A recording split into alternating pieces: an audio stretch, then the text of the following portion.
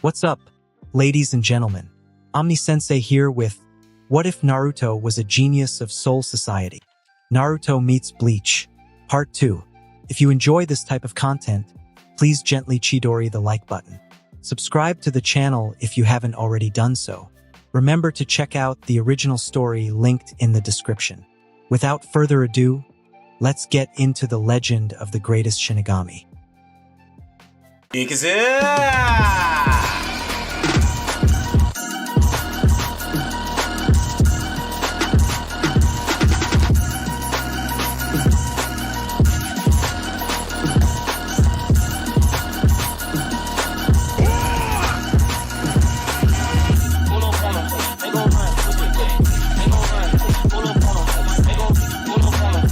Time may be a factor, but the sample size is too small to determine the result. Naruto stretched lazily and went to sleep, remembering that tomorrow was class assignment day, an important event for Genin. The next day, in the classroom, as soon as Naruto entered, he attracted attention. The classmates had no time to discuss yesterday's events before being astonished by his change. He was dressed the same as before, in a white hoodie and gray cropped pants. The only difference was the Konoha headband tied to his left arm. Even though they had seen him just yesterday afternoon, for some reason, it felt like they were reuniting after years apart. Naruto had matured significantly and now had the aura of an adult. Their chattering voices lowered, not daring to let him hear their discussions. Uchiha Sasuke turned back several times, wanting to say something, but couldn't in the crowded classroom. Naruto noticed but did not intend to ask. His relationship with Sasuke was average, and Sasuke was not his subordinate, so he didn't want to bother. Irika-sensei soon arrived and announced the class assignments. Names were called out one by one, until Team 7, Haruno Sakura, Uzumaki Naruto, Uchiha Sasuke. With a snap, Haruno Sakura couldn't help but slap the table and stand up. "What's wrong, Sakura?" Irika looked over. She instinctively glanced at Naruto. Nothing. No matter how unwilling she felt, as a consistently good student, Haruno Sakura found it difficult to go against the teacher's wishes. She really didn't want to be on the same team as Naruto. She already disliked this guy. Recently, he had become even more outrageous, beating up Uchiha Sasuke and even hitting a teacher yesterday. Naruto caught her gaze and tilted his head. He seemed to remember liking this girl before. Now, it seems a bit ridiculous. He didn't even know what it was for back then. That look, it was no different from the way the rest of the village looked at him. Irika continued announcing the class assignments. When the dust settled, some were satisfied, and others were disappointed. After lunch, the Jonin leaders came to take their teams. Team 7's instructor was late to reveal themselves. Haruno Sakura was anxious, her eyes darting around, occasionally glancing at Naruto but mostly focusing on Sasuke. She was feeling impatient. But those two, Naruto and Sasuke, were calm and unhurried. "Naruto," Sasuke said, his tone firm, "how did you do it yesterday?" He had made what he considered a remarkable decision. He set aside his pride to ask someone he used to surpass for advice. Naruto was taken aback, instinctively blurting out, "Yesterday? What about it?" To him, yesterday was a distant 6 years ago, but the memory was still clear. There was absolutely no event involving Sasuke. "How did you defeat Mizuki-sensei?" Sasuke gritted his teeth, making his question clearer. The blonde boy in front of him hadn't done anything excessive, but it was his inadvertent attitude that deeply stung Sasuke's heart. Just one night, an event from yesterday afternoon, and he had already forgotten it? It didn't even register with him? That was a Chunin. Naruto responded straightforwardly, "Is it hard to beat him? He's not even that strong. Compared to the various hollows he encountered and the diverse opponents he fought in the Soul Society, Mizuki was insignificant." Sasuke clenched his fist. A Chunin. That was a Chunin. Such a dismissive attitude. Just how strong had Naruto become? "How did you get this strong?" Sasuke didn't hide his desire for power, and his tone reflected it. "Get stronger?" Naruto's thoughts drifted to the Soul Society. He shook his head and smiled softly. What I pursue is no longer power, but the things I want to protect. Face your heart, and then do your best. He had no intention of telling others about the matters of the Soul Society. This was his secret. Sasuke stared at Naruto, somewhat lost in thought. Protect? Does it have to be this way? He had nothing now, only a heart full of vengeance. He was about to ask more. The door opened. A flippant voice came in. Sorry to keep you waiting. It's been so long since I last came to the Ninja Academy that I got a bit lost. A silver-haired man with most of his face covered by a mask and forehead protector, leaving only his right eye visible, walked in. He was saying sorry, but there was no hint of apology in his dead fish eyes. Are you the last group? Then let me borrow this classroom. He sat on the podium as if it were a matter of course. Let's start with self-introductions. Naruto and Sasuke both stared at him silently. Sakura couldn't help but speak. Teacher, why don't you go first and give us an example? The silver-haired man shook his head. Me? My name is Hatake Kakashi. The things I like and dislike are a secret. As for dreams, I don't have any. I have many hobbies. He paused. Sakura widened her eyes. What does this mean? Is that it? All right. Kakashi clapped his hands. Now it's your turn. Let's start from... He pointed to the wide forehead girl with pink hair. Let's start with you. Sakura's introduction was mediocre, with every other sentence revolving around Uchiha Sasuke. Next was Sasuke. His introduction was as gloomy as he was. When he talked about his dreams, he gritted his teeth and vowed to revive the Uchiha clan and kill that man. The killing intent was faint, but real. When it was Naruto's turn, he hesitated when it came to talking about his dream, looking a bit confused out the window. I haven't decided yet. If I had to say, I'd like to meet my parents. Kakashi fell silent and lowered his head. Naruto immediately turned his head, catching this emotion. Why did he feel sad when I mentioned my parents? This emotion passed in an instant, and Kakashi softly said, the self-introductions are over. Next, I have something very serious to say. Starting tomorrow, you'll be undertaking your first mission, a survival training exercise. Sakura exclaimed in disappointment. Why an exercise? We did this often at school. This is not an ordinary exercise. Kakashi stood up. Your opponent will be me. He raised his left hand, pressing 4 fingers of his right hand together to form the number 9. Out of the 27 graduates, only 9 will be recognized as genin. Tomorrow's survival training exercise is the test. Panic appeared on Sakura's face. Naruto and Sasuke's expressions remained unchanged. Well then, see you tomorrow. Kakashi formed a hand seal and disappeared with a puff of smoke. What? He came so late and left so quickly. Sakura couldn't help but complain. Naruto stood up.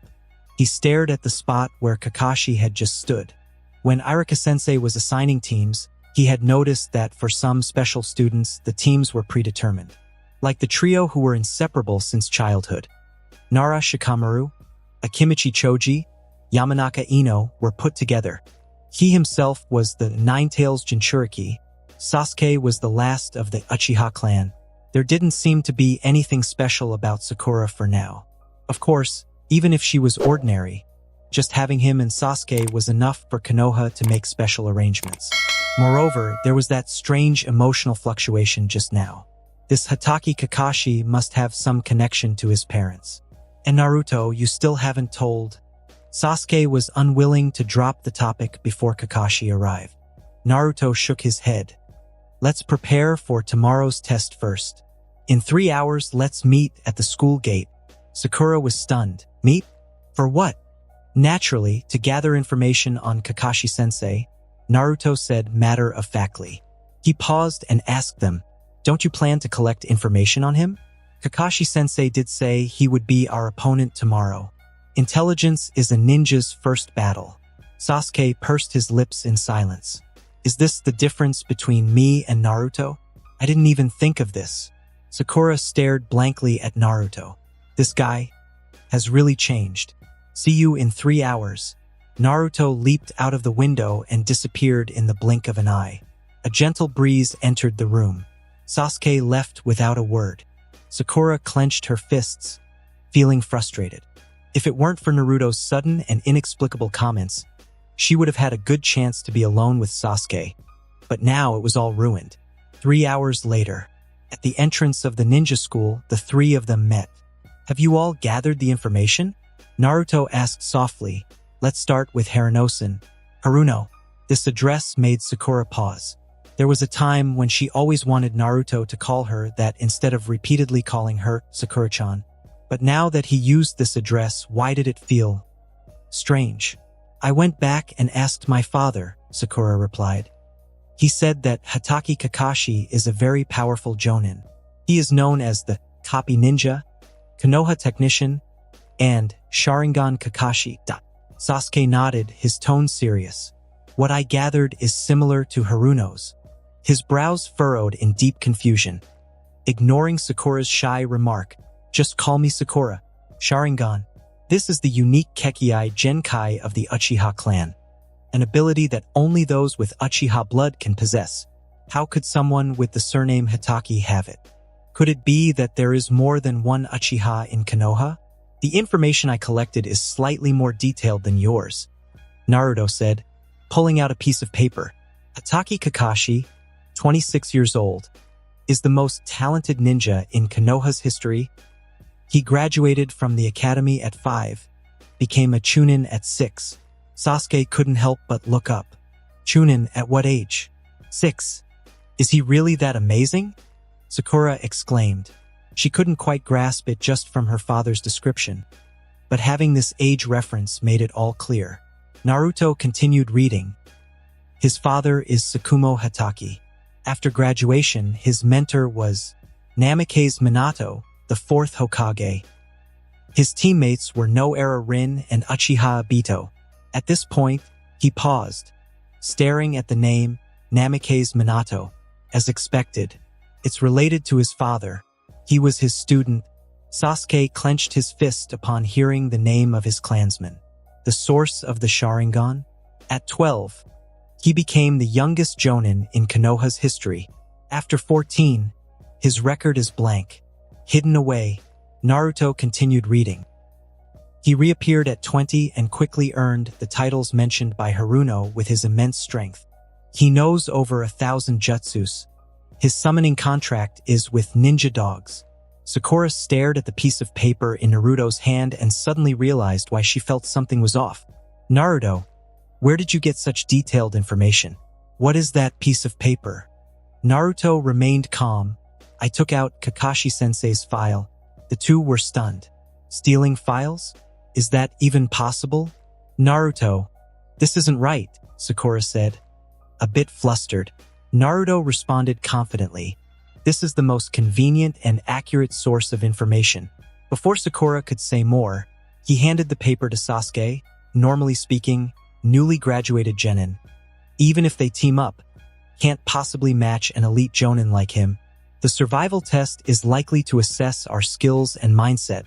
He habitually thought from the perspective of a lieutenant and manager, knowing what type he is and preparing accordingly.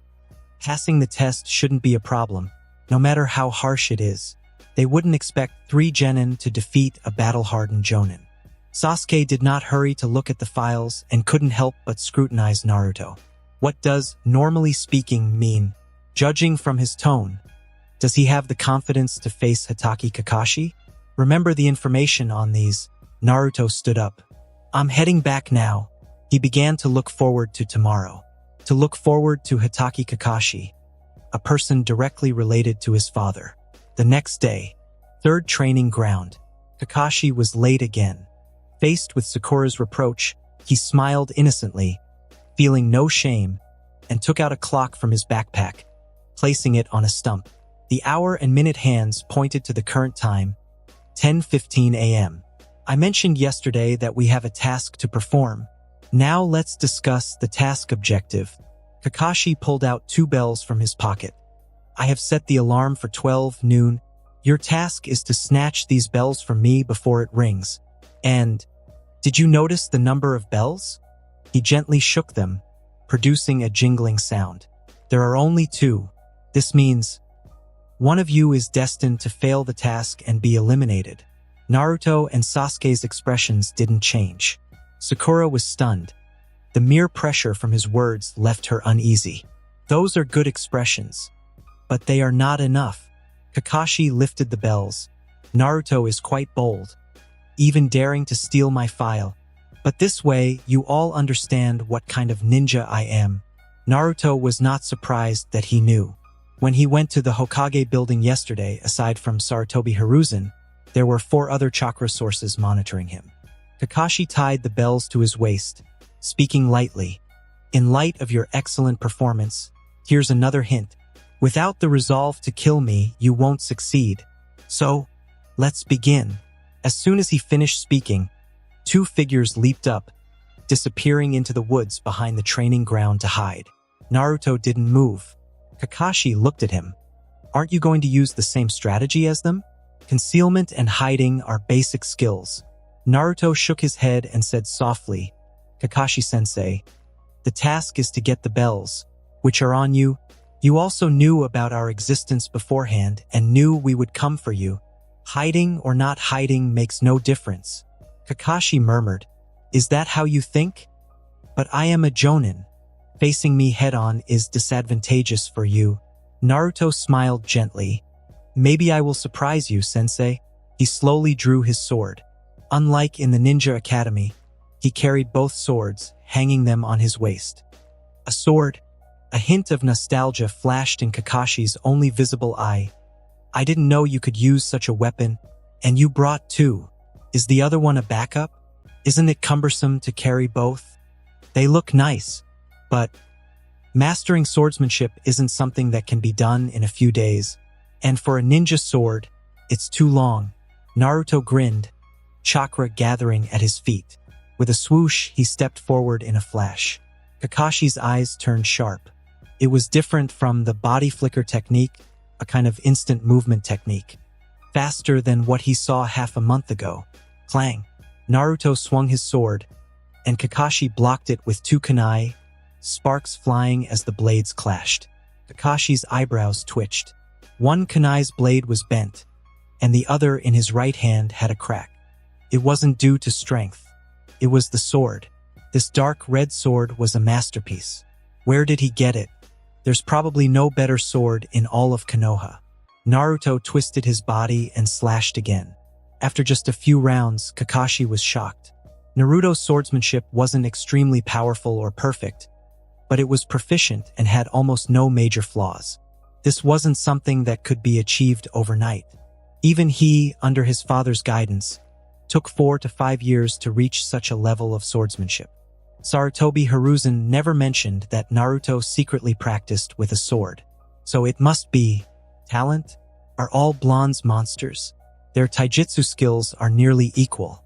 Naruto's body is not yet fully developed. In terms of height, reach, strength, and basic speed, Kakashi has the advantage. But Naruto has a sword. Unlike the short blades used by ninja for stealth and mobility, Naruto wields a longer katana. A longer blade offers greater strength. This compensates for his physical disadvantages. Kakashi realizes this. Naruto's taijutsu ability is very strong. No wonder Mizuki was not his match. If his body matures for a few more years, reaching the strength of an adult, he could become a special jonin even without ninjutsu. He might even reach the level of someone like Might Guy. Relying on taijutsu alone will not defeat him. This will not do. The clash of kunai and blade produces a sharp, grating sound. Crack! The kunai, having borne the brunt of several strikes, shatters, and Naruto shows no mercy, swinging his blade down. Kakashi, seemingly not expecting the kunai to break, takes the hit directly to his chest. In the forest, Haruno Sakura cannot suppress a gasp. Uchiha Sasuke's eyes widened. Defeating a jonin head-on? Naruto frowns. He has cut down many illusions and sparred with many people. This does not feel right, it is too dull. It's a combination of the clone technique and the substitution technique. The auras, the chakra threads disperse before his eyes. representing 4 strands of Kakashi's presence. In front, below, to the left, and to the right.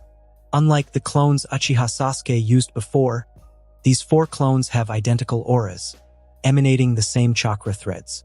It's the shadow clone technique. Each clone is like a real body. If that's the case, Naruto leaps up, forming hand seals to cast a technique, and 2 shadow clones appear. One to the left, one to the right to confront Kakashi's clones. The original body grips the sword with both hands, the blade tip facing down, and drives it down with the force of his fall. The presence below has no choice but to burrow backward, struggling out of the ground. The left and right clones dissipate on their own before Naruto can attack, conserving chakra. The newly emerged Kakashi shakes off the dust from his head, staring at Naruto in surprise. Is this the sensory ability of the Uzumaki clan? He detected the clones instantly, and even my shadow clones didn't distract him. Moreover, the clones Naruto just created, they aren't ordinary clones. They are the A-rank ninjutsu, multiple shadow clone technique. The rank of ninjutsu indicates the conditions and difficulty of learning it. The higher the difficulty, the higher the rank, though generally the more difficult the technique, the more powerful it is. When did Naruto acquire this technique? 2 nights ago. He was still at the academy yesterday. So, he mastered an A-rank technique in at most 2 nights. Kakashi looks at Naruto. For the first time in many years, he observes him closely. The hair and eye color inherited from his father, the facial features and eye shape from his mother. And in terms of talent, he seems to have taken all their strengths. Remarkable for a recent academy graduate, Naruto, Kakashi says softly. Naruto raises his sword and grins. I told you, Kakashi-sensei, I would surprise you. Kakashi raises his hands, clasping them in front of his chest. But a ninja's battle is not just about taijutsu. He leaps lightly, landing on the water, standing without sinking. He does not attack. He remembers his mission is to guard the bells, not to initiate an attack. Naruto glances at his feet before stepping forward. So, chakra can be used this way too? With a splash, Naruto stomps heavily, sending knee-high water flying. But soon, the splashes become smaller, and after 4 or 5 steps, he too can stand on the water silently, as if on land. The 2 clones follow him. Kakashi's eyes narrow. He mastered it just like that? Such strong chakra control? Well, it's not much different from the body flicker technique he used earlier. The blade strikes. Kakashi responded hastily. With a single twist of his hand, he began to form a simple seal. His body suddenly went numb. Thin, golden electric light flickered along the blade. Kado number 11. Tsuzuri Raiden. Bound lightning. He abandoned the incantation, releasing the spell with reduced power. The attack did not harm the body, and the paralysis was fleeting. But it was that split second he needed. A shadow clone took a bell hanging from Kakashi's waist. With a jingle, it drew an arc and was thrown into Naruto's hand. Lightning release? Kakashi shook his wrist. They don't teach that at the academy. The power wasn't great, and he hadn't seen any hand seals. Channeling chakra into a weapon. That doesn't mean I can't use it, Naruto said with a smile. Shaking the bell, with no intention of explaining further, Kakashi lowered his head, not asking further. I thought you would take them all. One person only needs one, Naruto replied. With a wave of his hand, the clone dissipated. He stomped on the water, then jumped back to the shore. Clearly, he had no intention of continuing. Kakashi shook his head and walked back onto the shore, looking at Naruto with a complicated expression. His silhouette was very much like his own at 12 years old. Confident in his strength, acting alone. Naruto was pleased. Showing his best side to his father's student, his brother would surely be happy. The 2 of them posed no real threat to Kakashi. Sasuke was among the top graduates, capable of using a fire release technique and almost reaching the bell, but he was still buried in the ground by Kakashi's mischievous humor. Sakura was hanging from a tree. Until the alarm rang, they sat by the wooden posts. Except for Naruto, who had already taken a bell, the remaining 2 were inevitably nervous. Ataki Kakashi was silent, After a moment, he finally spoke, seeing the increasing unease in Sakura and Sasuke's expressions. Naruto, I have to admit that your performance today was excellent. Both in terms of ability and strategy, you were above standard. Naruto was taken aback. From his tone, he didn't seem pleased. Was there going to be a twist? Sure enough, here came the but. But why didn't you continue with the task? Kakashi asked with a hint of interrogation. Naruto raised the bell. I had already completed my objective, but your teammates hadn't finished their task. Kakashi was blunt.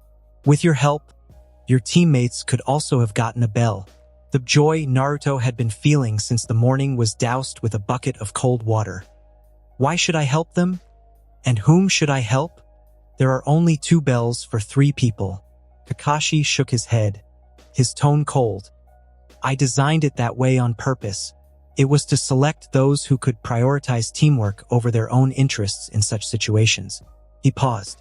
Haruno Sakura, Uchiha Sasuke, both fought solo. Uzumaki Naruto, you had enough ability, but you chose to stand by. A ninja's individual strength is important, but teamwork is above that. Especially you, Uzumaki Naruto, you could have made this team better. My evaluation is unqualified. Naruto's face completely cooled. Kakashi-sensei, you set up a problem for individual competition but want those within it to think about cooperation. Isn't that absurd? In your setup and the stated task, if I help one person, the other would be eliminated. Not considering the reasonableness of your task, but blaming me for not doing better? And there's something to correct. He threw the bell down, and it rolled to Kakashi's feet with a jingle. Haruno Sakura, Uchiha Sasuke, and I are not a team yet. We were just assigned together by Irika-sensei after graduation. In fact, Haruno Sakura doesn't want a teammate like me. The pink-haired girl was taken aback, lowering her head but not denying it. Uchiha Sasuke also doesn't see me as a teammate. Sasuke's expression was stern. Naruto stood up, meeting Kakashi's gaze, his words powerful. They don't accept me, yet you expect me to accept them? Naruto's mental age? Probably 12, normal growth like the anime, +3, first transfer, +6, second transfer. Changes due to Soul Society, equals 21, so 21 years old. Yep, old enough. The air was thick with tension. The atmosphere was so oppressive that even Haruno Sakura didn't dare to breathe. Uchiha Sasuke clenched his fists tightly. Naruto's face was expressionless and calm, showing only a slight trace of disappointment and grievance. This stemmed from not receiving the favoritism of the student of the 4th Hokage, nor any proper praise despite his excellent performance. He didn't think Kakashi was unaware of his identity. Kakashi had been a Jonin long before Naruto was even born. If he didn't know, it would imply something very sinister and calculating within Konoha to hide this matter. Then he would have even more reason to be angry. Naruto leaned towards the former possibility. But if that were the case, Naruto was perplexed as to why there was no favoritism. Clearly, he had already found excuses for Kakashi last night. Excuses for not having visited him or shown his face over the years. To ensure the safety of the Nine-Tails Jinchuriki, he was ready to erupt with those grievances, prepared for a confrontation. If it weren't for Kakashi's identity as the 4th Hokage student, he wouldn't have had such high expectations. Being a ninja was not a necessity. Kakashi looked down at the bell lying on the ground, covered in dust. This aggressive manner of speaking was very much like Kushina-sama. Rebuttal? He couldn't find a point to argue against. The content wasn't nonsensical, but rather orderly and reasonable. When did he understand teamwork?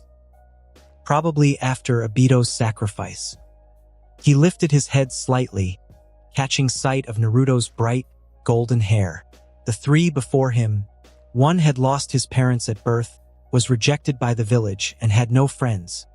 Another had his entire family massacred by his own brother during childhood. And Haruno Sakura, who had both parents but was just a lovesick girl, fixated on her crush. It was a bit harsh to expect them to immediately understand teamwork. How did Minato-sensei treat them back then? he should be patient as well. More importantly, he couldn't actually send them back to the Ninja Academy. He could see that the threat of being sent back didn't affect Naruto. With this in mind, you've got quite the spirit, Naruto. Kakashi's tone softened. Indeed, you're different from the previous kids. As fresh graduates from the academy, you're already very outstanding. Both Naruto and Sasuke have abilities far surpassing other students. As for Sakura, at this point, Kakashi paused, carefully recalled, and managed to give a positive comment. You're also very brave. The earlier criticism was just to remind you of the importance of the team. He gazed towards the depths of the training field. There stood a square monument, densely engraved with many names. A friend once told me, "Those who don't value their comrades are worse than trash." You three are to fight together and face life and death as a team. Naruto frowned slightly. Maybe he was a bit sensitive. While the statement wasn't wrong, he didn't like it. The exercise is over. Kakashi extended his hand, giving them a thumbs up. Congratulations, you're now Genin. From tomorrow, you will officially perform missions as Team 7. Sakura's heart finally settled after a roller coaster of emotions. It was no easy feat. Uchiha Sasuke also sighed in relief. Naruto looked at Kakashi.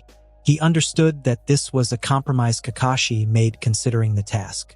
However, he wished that Kakashi's attitude earlier had been more decisive, so that he might have seized the opportunity to ask some questions. The heavy atmosphere was dissipated. Kakashi treated them to barbecue to celebrate their successful graduation. That evening, in the Hokage's office, Kakashi reported the training exercise to Sarutobi Hiruzen. The third Hokage puffed on his pipe, causing it to spark. Naruto's swordsmanship is exquisite, and he knows a lightning technique that doesn't require hand signs? Yes, Kakashi nodded. Sarutobi's voice was troubled. Is it possible that an outside village ninja taught him? Kakashi hesitated, then shook his head. I believe the possibility is very small. Naruto's sword is a katana, and the only ones who use such swords are the samurai of the Land of Iron. His swordsmanship style is different from that of those samurai. It also differs from all the swordsmanship styles of the ninjas I have encountered. As for the lightning technique, I tend to think Naruto developed it himself. Sarutobi raised an eyebrow. Developed it himself? That is quite remarkable. Naruto just graduated from the Ninja Academy and is only 12 years old.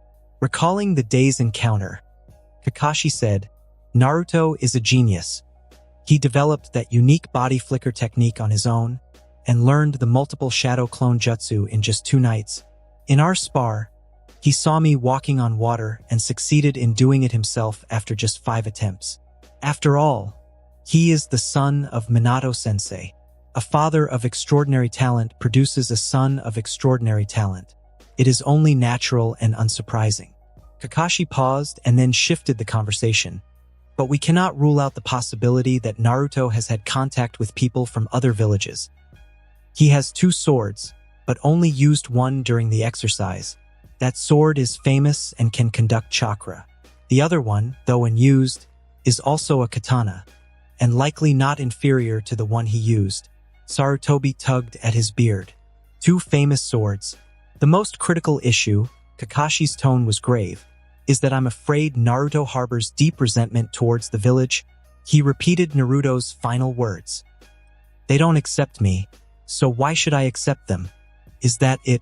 Sarutobi repeated, looking somewhat lost. Resentment towards the village.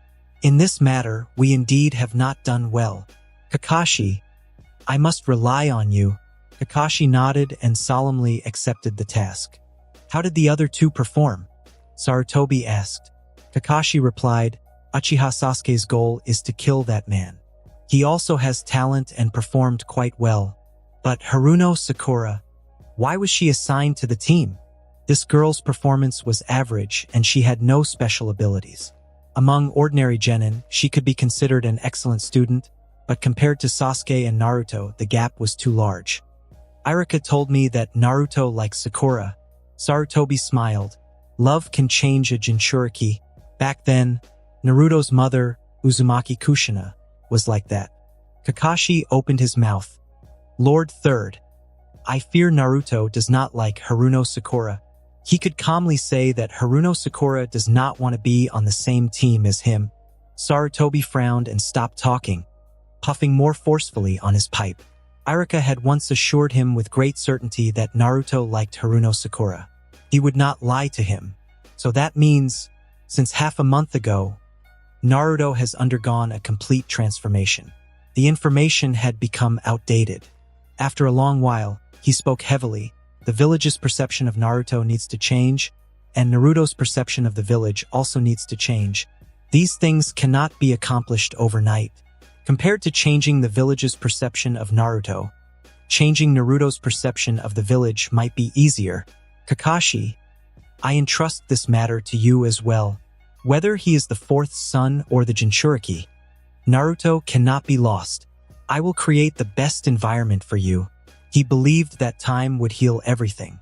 He had waited for Naruto to graduate, and he had enough patience to wait much longer. For Naruto to grow up, to turn 24, Kakashi inwardly muttered. Change Naruto's perception of the village? He instinctively felt that this might be harder than changing the village's perception of Naruto. That kid is mature beyond his years. The life of a ninja is not interesting, especially for Genin. For Haruno Sakura and Uchiha Sasuke, it means constantly repeating boring low-level tasks. Dredging river garbage, cleaning streets, retrieving pets for nobles and wealthy people, and at best, driving away wild animals from farmland. Naruto realized that these tasks were not as simple as they seemed. Either they were dealing with the public or with nobles. This was intentionally raising their reputation within the village. So far, there was no significant effect. Only many nobles and wealthy people recognized them and greeted them when they met on the street. In this month or so, this was their only achievement. Naruto's impression of Kakashi worsened. As their team leader Jonin, he almost ignored these genin. He was an unqualified leader. Even Uncle Shunsui wasn't as bad as him. Sasuke once asked Kakashi about the source of his Sharingan but was brushed off and never asked again. Naruto also straightforwardly asked if he could teach them some ninjutsu, but Kakashi's response was to first teach Sasuke and Sakura tree climbing and water walking. Then he left them to their own devices very lazily, until the day they completed their mission and reported to the Hokage. High evaluations. Team 7, Sarutobi Hiruzen smiled, looking very satisfied with the mission report. High efficiency and well handled. No one replied. All four of them stood properly. How do you feel after doing these tasks for a month? Sarutobi Hiruzen took the pipe from his mouth and tapped it on the table, scattering the ash. Do you find it boring or tedious? Naruto was indifferent. Sasuke remained silent. He felt that he had been getting stronger during this time, which was what he wanted. The nature of the task didn't matter. Haruno Sakura did think so but didn't dare to speak up. With your abilities and performance, it's time to try more difficult tasks. Sarutobi Hiruzen picked up a scroll from the table. Let me see. This one then. A C-rank escort mission, he said, tossing the scroll over. Kakashi turned aside. Naruto reached out and caught it, reading the contents. The mission objective was to protect the bridge builder Tazuna of the Land of Waves until the completion of the bridge. They left to prepare. At Sarutobi Hiruzen's signal, Kakashi followed him into another office. Hokage-sama, any instructions? Kakashi asked. That mission cannot be considered a C-rank. Sarutobi Hiruzen took a puff from his pipe. The intelligence gathered by Umbu indicates that the client lied, and there will be ninjas involved in this mission. Perhaps even Momochi Zabuza might be involved. Kakashi said softly, then this mission should be classified as A rank. Isn't it too soon to let them execute it? Naruto is capable, but Sasuke and Sakura. Sarutobi Hiruzen interrupted him. In a month, we have the joint Chunin exams with the Sand Village. According to the information, they will be sending the One-Tailed Jinchuriki to participate. Kakashi was shocked. The One-Tail? The joint Chunin exams between allied nations were like a war without smoke, a display of village power. The Sand Village's ambition was clear by sending their Jinchuriki. They wanted to outperform Konoha in this display to gain more support from the Land of Wind and a higher status in the alliance. Sarutobi Hiruzen did not continue this topic but instead asked an unrelated question. How has your observation of Naruto been lately? Kakashi shook his head. No anomalies. His performance is excellent. Personality, ability, talent. I can hardly find any flaws. Currently, Team 7 can actually be said to be led by him. Sarutobi Hiruzen, deep in thought, spoke decisively. Is that so? This joint exam is crucial. Konoha cannot lose to the Sand Village. Naruto must participate, so we need to eliminate any last risks. Confirm Naruto's current strength. Ensure he has no connections with outsiders. Even confirm the seal on the Nine Tails. And recently, the only C-rank mission that involves leaving the village and fits the current situation is this one. I will send Umbu to follow and ensure Sasuke and Sakura's safety. Kakashi bowed his head for a while before saying, Naruto has the sensory ability of the Uzumaki clan. I will ensure they proceed with caution, Sarutobi Hiruzen said softly. Observe closely, Kakashi. You are the one closest to Naruto. At the gate of Konoha village, Naruto and his team met their client. Tazuna, a drunken old man, said, 3 kids. I paid so much, and Konoha sends these people to solve my problem. Haruno Sakura was furious, clenching her fist. Uchiha Sasuke gritted his teeth, feeling disrespected. Naruto calmly responded, Genin are sufficient to complete a C-rank mission. Additionally, a Jonin instructor will accompany us. Please rest assured. Tazuna looked at Naruto, shivering with the influence of alcohol, and muttered, You kid really are different from those two. As expected, Kakashi was late again. His frivolous excuse made Tazuna's heart pound. Is this really a Jonin? He didn't seem very reliable. Among the 4, only the shortest blonde boy gave him a feeling of steadiness. In that case, let's depart, ordered Hatake Kakashi. Shortly after leaving the village, Naruto turned his head to look at the forest beside the road. He sensed several chakra presences mingled together, some strong, some weak, some moving through the forest, others staying still in the trees. But soon, these chakra presences moved away and disappeared. Just passing by, Naruto withdrew his gaze. The road remained peaceful, except for Tazuna's incessant complaints about the hardships and suffering in his village. He kept saying that only by building the bridge could the people of the Land of Waves leave that impoverished island and gain a new life. Without the bridge, they would die in the sea along with the Land of Waves. Until Tazuna complained for the 3rd time. Naruto suddenly moved, standing in front of Tazuna, his gaze fixed on a puddle not far away. What is it? Tazuna was startled. He looked around but saw nothing. He burped and couldn't help but complain. What is it? Kid, you scared me. Naruto whispered. Ahead, 2 ninjas. When we left the village, I sensed their chakra presence. Appearing here now, they must be lying in ambush for us. Sasuke unhesitatingly pulled out a kunai and threw it at the puddle. He knew Naruto had a sensing ability. Clang. An iron claw suddenly emerged from the water, deflecting the kunai. A kid with sensing ability? A voice came from behind an iron chain that whipped out, accompanied by a shout. That's rare. Naruto drew his sword. He slashed at the chain, Hado number 11. Suzuri Raiden, bound lightning. Golden light transmitted. The 2 men standing in the water were instantly paralyzed, still cursing. Naruto then moved in a flash. Instead of swinging his sword, he lightly waved his hand, and a golden chakra rope emerged from his palm, flexibly binding the 2 men tightly. Kakashi squinted his eyes. Another unfamiliar technique, and still no hand seals required.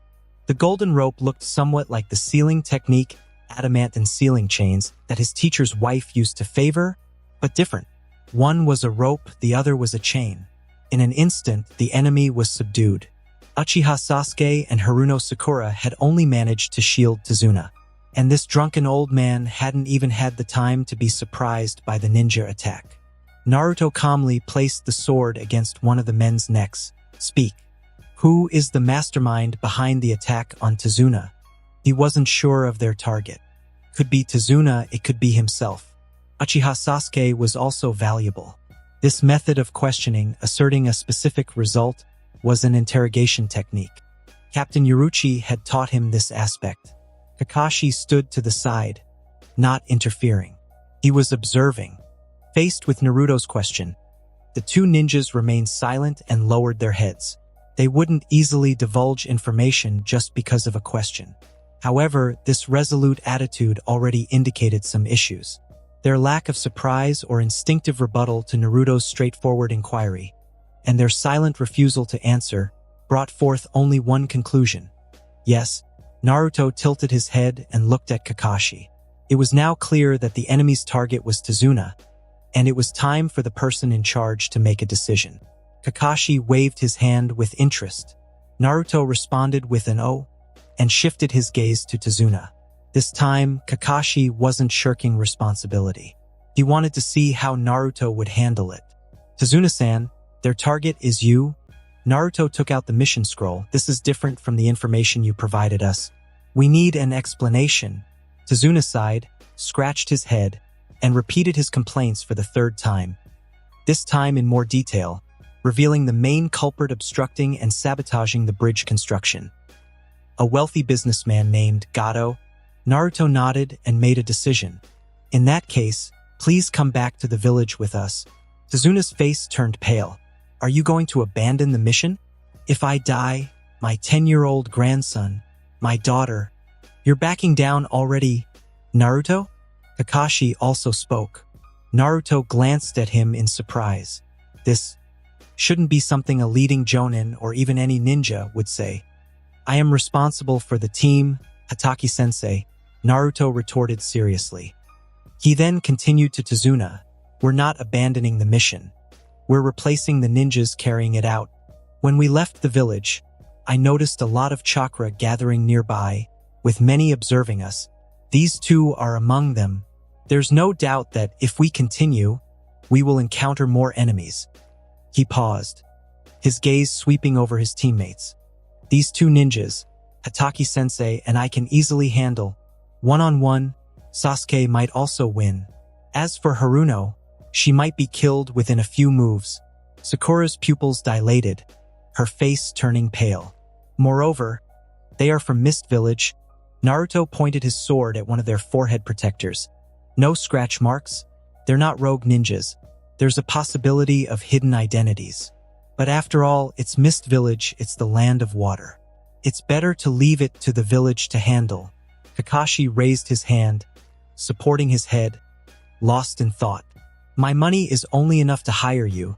Tazuna clenched the sake bottle in his hand. I can't come up with more. He was very poor. Naruto glanced at him. Drink less sake. Maybe you could hire a chunin. The land of waves doesn't have a ninja village. Opening the road might be a good thing for our village. If you explain the benefits clearly, you might get support from Konoha.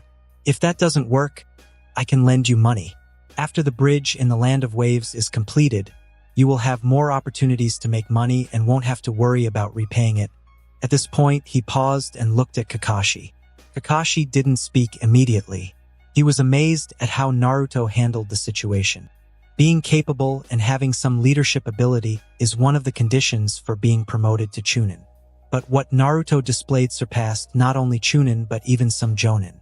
Clear in regulation with a clear purpose. What warmed his heart was the last sentence. Indeed, the softest and brightest parts of his teacher and teacher's wife hearts were inherited by him. However, why was he so excellent? Handling affairs isn't something that, like ninjutsu training, can be done recklessly or against common sense just because of talent. No matter who, even the most talented ninja, needs to learn these things step by step. This is a matter of cognition, unrelated to talent. Even the fourth Hokage, Namikaze Minato, learned gradually before becoming qualified and excellent. Hatake-sensei, Naruto reminded. Kakashi snapped out of it. Great job, Naruto. You are right, but since a ninja has accepted a mission, there's no reason to give up easily. and you must be able to protect your comrades. Naruto nodded slightly. Then let's proceed. Kakashi bit his thumb, formed seals, and performed the technique. He bent down and slapped the ground. The curse mark expanded. Summoning technique. 8 ninja dogs. White smoke surged and quickly dissipated, revealing 8 dogs of different colors, sizes, and appearances at the center of the seal. Yo, Kakashi, what are you calling all of us out for this time? The pug on the largest black bulldog said lazily. It doesn't seem like there's a battle, and you don't look too tense. Pakin, I'm on a mission with my students. How can you say I'm not tense? Kakashi corrected it. I have a task for you now. Pakin barked in agreement. Take these 2 mist ninjas back to Konoha. Inform the Hokage that our mission intelligence was incorrect, and we might encounter a large number of enemy ninjas. So we need reinforcements. Pakin nodded and jumped off the black bulldog. Understood. Kakashi threw the captives onto the bulldog. The ninja dogs departed. Kakashi smiled with narrowed eyes. Let's move on. Uchiha Sasuke did not object. He was eager to test his strength in real combat. Haruno Sakura was a bit worried. Naruto's earlier comment about getting killed still had her heart pounding. However, with the strong Uzumaki Naruto and Kakashi-sensei, along with Sasuke, things should be fine. Naruto glanced at Kakashi curiously. This was an unusual decision. Not to mention that changing personnel doesn't count as abandoning a mission. Using ninja dogs to send people back to the village and relay messages was a good option, but not the best solution. This approach made him feel like Kakashi was rushing them to continue the mission. He didn't say it out loud, just observed. They continued on their way. Tazuna was extremely grateful. After Naruto's earlier persuasion, he was okay with changing ninjas, but now, not having to spend more money and being able to continue employing the reassuring Uzumaki Naruto was clearly the best result. No new enemies appeared until they reached the border between the Land of Fire and the Land of Waves. They boarded a boat and crossed the sea. As they neared the Land of Waves, a thick fog immediately rolled in. They smuggled through the national border via the sewers and walked a bit further. They disembarked. Walking in the familiar woods, Tazuna stretched comfortably. Thanks to you all, I got home safely, but it's not as dangerous as you said. So far, we haven't encountered any new enemies. As he spoke, Naruto suddenly turned his head, looking at the dense forest not far away. Enemy? Sasuke immediately grabbed a kunai. Naruto nodded. Yes, someone has been watching us for a long time without leaving. Their chakra is not weak, just a bit weaker than Kakashi-sensei. Weaker than a Jonin by just a bit? That means the enemy. Whoosh! A violent wind tore through, and a dark figure attacked from the forest, spinning, shredding leaves and bushes. It slammed heavily into a tree trunk, embedding itself. It was a giant, irregularly sized sword. It vibrated, causing leaves to fall, and before the first leaf hit the ground, a figure silently appeared, standing on the sword. That blonde kid is quite perceptive. Does he have sensory abilities? No wonder the demon brothers failed. And there's also the copy ninja, Hatake Kakashi. Didn't expect to see you here. Without a doubt, he was a Jonin. His face was dressed like Kakashi, covering the lower half. The exposed part, with its eyebrowless and fierce eyes, was terrifying. Looking down, he spoke with a murderous tone. Sorry, but the old man behind you is my prey. Can you hand him over? Kakashi frowned, his voice heavy. It's you, Momochi Zabuza, the rogue ninja from Mist Village. He was about to give orders to Team 7. Naruto spoke up faster, naturally arranging things. Hatake-sensei, at 7 o'clock, there's another chakra presence in the woods, stronger than Irika-sensei but weaker than this eyebrowless guy. It should be his companion. Please, Hatake-sensei, go deal with that person. He paused, gripping his sword. Sasuke, Sakura, protect Tazuna. I'll deal with this guy. Kakashi was taken aback, his raised hand falling. Understood. Without hesitation, he vanished in an instant. Sasuke and Sakura formed a formation, guarding Tazuna in the center. Zabuza was surprised, incredulously looking at Naruto. That perceptive blonde kid? What's your name? Hatake Kakashi was a renowned elite jonin. He was also the oldest and most experienced among them. Yet the backbone of this team was this blonde kid. Moreover, Kakashi dared to leave so decisively. Did he really think this kid could hold him off? Me? Naruto slowly drew his sword, Uzumaki Naruto. The dark red blade was striking. Zabuza's voice was low, his gaze shifting. Uzumaki? Huh? Your sword is beautiful. Meeting a similar type of ninja outside Mist Village is rare, but he crouched down slowly, gripping his sword. Unfortunately, I can't exchange sword techniques with you. I need to deal with that old man quickly. And you, as soon as he finished speaking, he leapt up, drawing his sword, landing on the water's surface. Carrying such a heavy sword, he landed lightly like a drop of water, creating only a faint ripple. He formed hand signs. Chakra surged out like a flood. The already dense fog, pulled by his chakra, quickly gathered, covering the sky, so thick that one couldn't see their hand in front of their face. Ninjutsu, hiding in mist technique. Knowing that Uzumaki Naruto had sensory abilities, using this sight-obscuring jutsu wasn't pointless. The mist was filled with Zabuza's chakra. To ordinary sensory ninjas, he was everywhere. Sakura gasped. I can't see anything. With that sound, Zabuza's voice came from all directions into their ears. 8 places: lungs, heart, throat, spine, liver, carotid artery, subclavian vein. Which way do you want to die? Unable to discern the direction of the voice. As the mist swirled, killing intent came from all directions. Sasuke gripped his kunai tightly, sweat rolling down his forehead.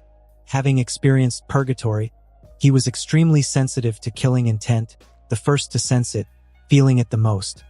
This is a Jonin's killing intent. He couldn't stop his thoughts. Damn it. Why is my body so stiff? Will I die? If I look at Naruto now, will I die? I will, won't I? I can't move.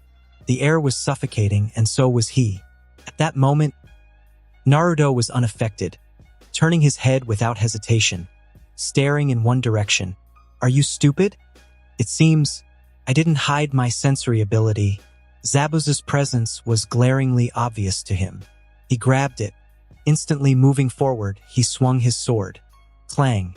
The blades clashed, sparks flying, dissipating some of the mist, revealing Zabuza's surprised expression. He could sense him. Interference useless. What kind of sensing technique was that? Hiding in mist ineffective. Close combat ensued. Their swords clashed back and forth. Zabuza gritted his teeth. No wonder Kakashi left confidently. This kid's swordsmanship was unusually tricky. He needed to find a way to end this quickly. His subordinate couldn't hold off Kakashi for long. In the chaotic exchange, the thick mist, instead of hindering Naruto, affected Zabuza. His figure swayed in the mist, losing sight. When he got close again, he couldn't predict Naruto's posture, exposing a huge flaw. But Naruto did not pursue, but immediately turned decisively, swinging his blade into the rolling white mist. He raised his other hand. Heido number 4. Byakurai, Hail Lightning. Abandoning the incantation, lightning pierced through the thick fog, aimed at the previous position. You are truly a disappointment, playing the same useless trick twice? Naruto said, I was really looking forward to a real fight with a Jonin. A flash of sky blue light passed by. The original Zabuza shattered, turning into a stream of water splashing onto the ground. It was a water clone substitution, hidden in the moment of obscured vision by the thick mist. The stabbing blade was intercepted by a large sword. It was the real Zabuza, who was preparing but had not yet had time to change tactics. Sensory ninja, truly troublesome, Zabuza spat, his eyes becoming more ferocious. He could only swing his sword to counterattack. The Kubikirabocho was longer, and his strength was greater. But these advantages did not allow him to gain the upper hand. In the midst of the sword clashes, Lightning occasionally surged, a peculiar technique that required no hand seals. The damage was minimal, but the effect was significant. It caused him to be paralyzed momentarily, losing all the advantages he had accumulated through physical strength, and he even got injured. Moreover, what's with this kid's body? So small, yet his stamina is so great. After more than 20 exchanges, Zabuza's hands were a bit numb, but the obviously physically weaker Naruto showed no signs of fatigue. Could it be the legendary constitution of the Uzumaki clan? Zabuza's heart grew heavy as he contemplated the situation. This kid unexpectedly restrained him well. Zabuza excelled in assassination, with most of his skills relying on silent killing and sword techniques, but now Naruto could track him at all times, rendering silent killing useless. And his sword techniques could not achieve an overwhelming victory. All these factors led to one conclusion in his mind: escape. Once Kakashi returns, he won't be able to get away. He attempted to retreat. This intention was immediately noticed by Naruto, who reached out his hand. Bakudo number 1. Sigh. Restrain. Zabuza's movements stiffened, his hands uncontrollably going behind his back. Forced control of the body. Is this a genjutsu? But he didn't look at Naruto's hands or eyes. Chakra instinctively surged towards his arms, hitting acupuncture points, the most basic method to break a genjutsu. To his surprise, he broke free easily. But just as his hands regained freedom, another golden rope came and bound his hands and feet. Zabuza struggled. Naruto's voice sounded in his ear, chanting some incantation. The next moment, Zabuza cut the golden rope, regaining his freedom, but instead of interrupting the chanting, he attempted to leave instantly. Bakudo number 30. Shitatsu Sansen. Beak-piercing triple beam. Naruto had already released the spell. Golden light flickered behind Zabuza. 3 beams flew over, striking his hands and torso. The beams carried him, pinning him firmly to a large tree nearby. Zabuza's eyes widened. What kind of jutsu is this? A secret sealing technique of the Uzumaki clan? Is this all you have? Naruto sheathed his sword, his tone calm. It's a bit disappointing. Zabuza gritted his teeth, feeling humiliated. Being looked down by a kid. Damn it. As the chakra dissipated, the thick fog cleared. Sasuke and Sakura's vision returned, and they looked ahead. The scene seemed frozen in a picture frame. A blond boy standing with his sword sheathed. A menacing man without eyebrows pinned to a tree. A damaged and broken large sword stuck in the ground. The clanging of the battle had ended, and the outcome was clear. Sasuke clenched his fists, staring intently at Naruto. He had believed that the gap in strength between himself and Naruto wasn't large, and that he could easily catch up once he awakened his Sharingan. But today's cold, harsh reality hit him hard. Only now did he realize how vast the gap between them had become. A Jonin, whose mere release of killing intent rendered him immobile, was defeated by Naruto so swiftly. As he looked at Naruto's back, for a moment he seemed to see that man. Uchiha Itachi, the older brother he once admired greatly. He was also a genius, possessing the abilities of a Jonin at the age of 12. Back then, Sasuke didn't understand what being a Jonin meant, only thinking his brother was amazing. But now, with Naruto as a point of reference, the path to catching up to Uchiha Itachi seemed so long. Sasuke, your eyes, Sakura exclaimed. Eyes? Could it be? Sasuke excitedly took out a mirror from his ninja pouch. Hearing this, Naruto turned to look. The nature of Sasuke's chakra had subtly changed, acquiring a cold aura. His eyes were no longer black irises on white. Instead, they were entirely scarlet, with tiny black dots as pupils, surrounded by a tomo pattern that seemed to orbit them. Is this the Sharingan? Sasuke gritted his teeth. The joy of awakening his Kekkei Genkai lasted only a moment before fading. Just one tomo, it wasn't enough to transform him to the level needed to defeat a Jonin. He looked up at Naruto, clenched his fists, and steeled himself. If he couldn't even catch up to Naruto, how could he ever think of catching up to that man? On the tree trunk, Zabuza squinted his eyes. A good opportunity, while they were all focused on that Sharingan kid.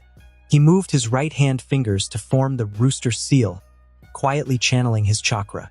But before he could activate the technique, smack! A gust of wind accompanied the sheathed sword that struck his right hand. Zabuza looked up in shock.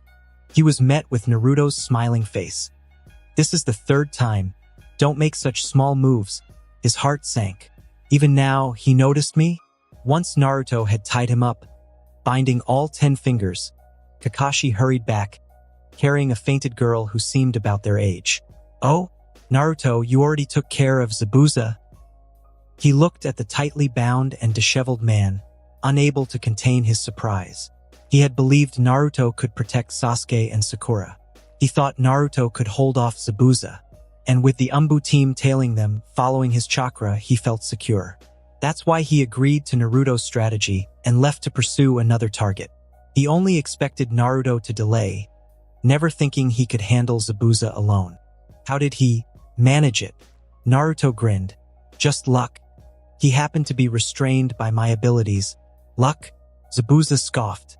Even if he hadn't thought of escaping, disregarding Kakashi's interference at best, he would have lasted a few more rounds. Eventually, with his chakra nearly exhausted, he would still have been captured. This kid's techniques are too strange.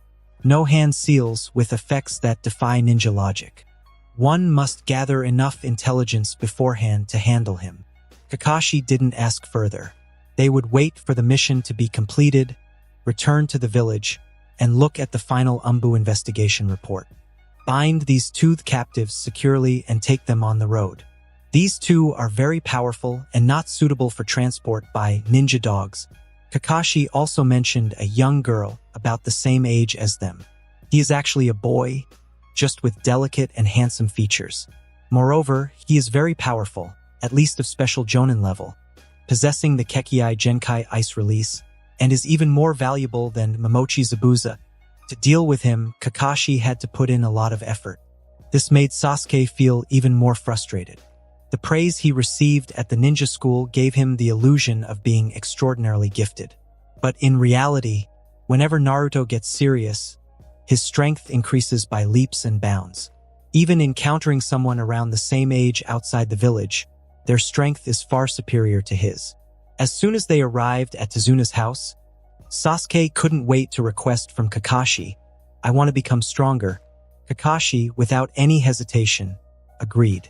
During his spare time, he taught Sasuke some techniques related to the application of the Sharingan. This content was useless to Naruto and Sakura, as they did not have the Sharingan. At Naruto's strong request, Kakashi copied down some knowledge of sealing techniques. He found it odd that Naruto was interested in sealing techniques. At this age, shouldn't he be pursuing powerful strength like Sasuke? Konoha's reinforcements arrived the next day. Leading them was a man with a beard, whom they had seen before during the team assignments, Sarutobi Asuma, the son of the third Hokage, along with his subordinates, classmates Shikamaru, Ino, and Choji. This made Naruto frown.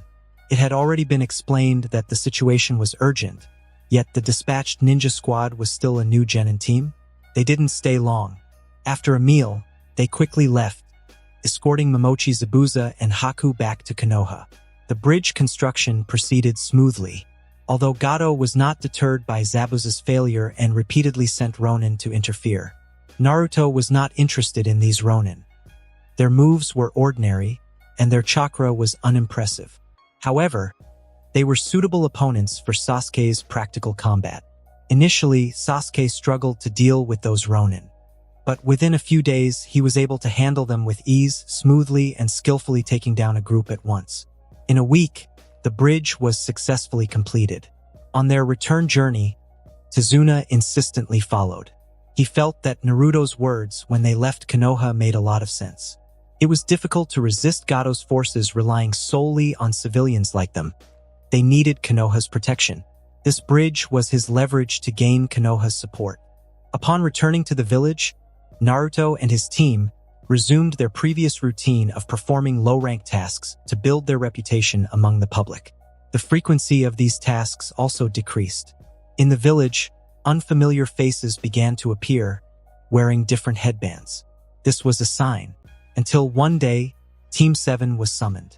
Kakashi took out 3 application forms. Although it is sudden, I have recommended you to participate in the Chunin selection exam. Naruto reached out and took it. At the end of the application form were the eligibility criteria. One condition was, Genin must have completed 8 missions, including at least 1 crank mission. Their qualifications were precisely met. Indeed, the feeling of being pushed to complete missions wasn't an illusion. Was it all for this Chunin exam? He glanced at Sasuke and then at himself. Are there opponents in other countries that current Genin can't defeat, requiring his intervention? Kakashi slowly said, by 4 p.m. tomorrow, be at classroom 301 in the academy. Prepare well, and good luck with your exam. That's all. He glanced at Naruto and then at Sasuke. The mission report from the Land of Waves wasn't very detailed. The Umbu couldn't get too close. Naruto's sensory ability was very strong. Getting too close would alert him. But at least 2 pieces of information were confirmed. Naruto had no contact with suspicious outsiders. Naruto was very strong, fully at Jonin level. But Kakashi felt that this might not be Naruto's limit. There was no evidence, just a gut feeling. Chunin exams. Haruno Sakura held the registration form, glanced at the 2 people beside her, and hesitated. She was considering whether or not to sign up. Sasuke was very strong.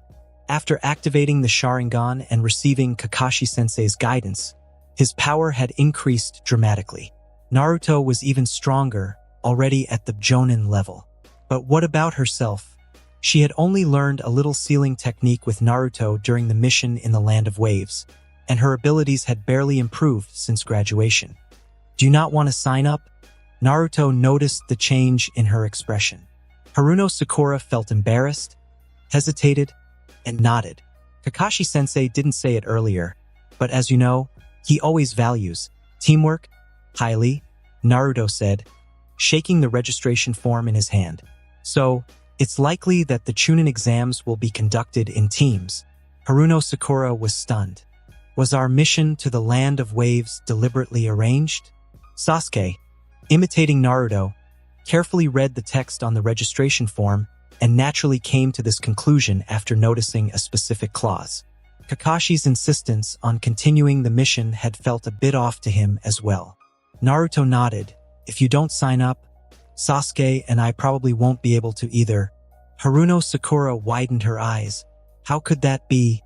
I hope you can participate, Naruto said gently. Of course, since I brought you into this, I'll be responsible for your safety during the exam. Me too, Sasuke said coldly, hands in his pockets. Haruno Sakura blushed. I understand. Naruto smiled, then see you tomorrow. He disappeared in a flash. Sasuke looked at Haruno Sakura. Are you going to stay like this forever? Haruno Sakura was taken aback. What did he mean by like this? You're not weak. Sasuke jumped up onto the wall and looked down at her. You're just not determined, and you have Naruto and me by your side. Naruto is very strong at the Jonin level. I'm strong too. I awakened the double Tomo in my Sharingan recently, making me an elite among the Chunin. Sasuke didn't say more, only giving Haruno Sakura a meaningful look before disappearing from her sight. Haruno Sakura was puzzled. What did that mean? Was he blaming her for not keeping up with them? The next day at the Ninja Academy, the 3 gathered. As they entered the school building and headed upstairs, they encountered a crowd gathered in front of classroom 301, with 2 genin guarding the entrance, dispersing the Konoha ninjas. They were examiner disguised as candidates and had set up a genjutsu in the hallway. But for the purpose of the exam, the genjutsu wasn't very sophisticated. Not to mention Naruto and Sasuke. Even Haruno Sakura could easily see through this clumsy trick, just as they were about to move forward. A boy with a bowl haircut and wearing a green jumpsuit, who called himself Rock Lee, suddenly appeared, confessing his love to Haruno Sakura and seemingly provoking Sasuke. After successfully prompting Sasuke to intervene, they had a sparring match. Rock Lee was very strong. Even with the double Tomo Sharingan and improved taijutsu and ninjutsu, Sasuke still lost. This made Sasuke, who had recently felt more at ease due to his progress in strength, become heavy-hearted again. He had accepted that he couldn't surpass Naruto, who was on the same level as his brother and Kakashi-sensei. He could even accept not being as strong as Haku, who had a very special Kekkei Genkai. But this boy with a bowl haircut in a green jumpsuit, why couldn't he surpass him either? At the real classroom 301 entrance, Kakashi was waiting, just as Naruto had said yesterday. This was indeed a team-based exam.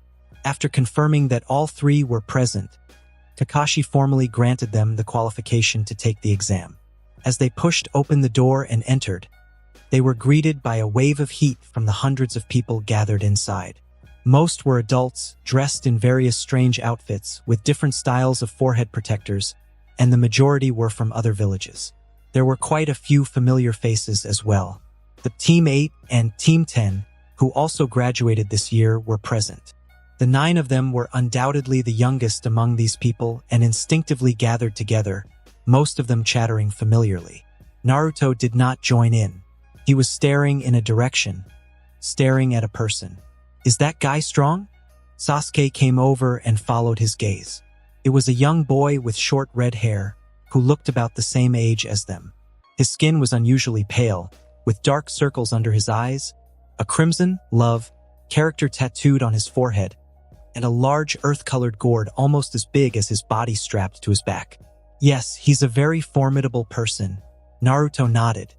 He now understood why the village was so eager for him to participate in the Chunin exams. From this person, he sensed the presence of a tailed beast. Stronger than you? Sasuke asked again, his tone heavy. Naruto lowered his head, gripping the hilt of the nine-tailed sword. Without using this sword, he's probably about as strong as me. When chatting with the nine-tails, he had mentioned matters related to the tailed beasts.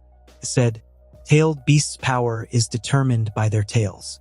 The one-tailed Shikaku in Sand Village is the weakest of the tailed beasts. It has only one tail. Sasuke nodded, lost in thought. Without the sword, that would be barehanded at the level of an elite Chunin.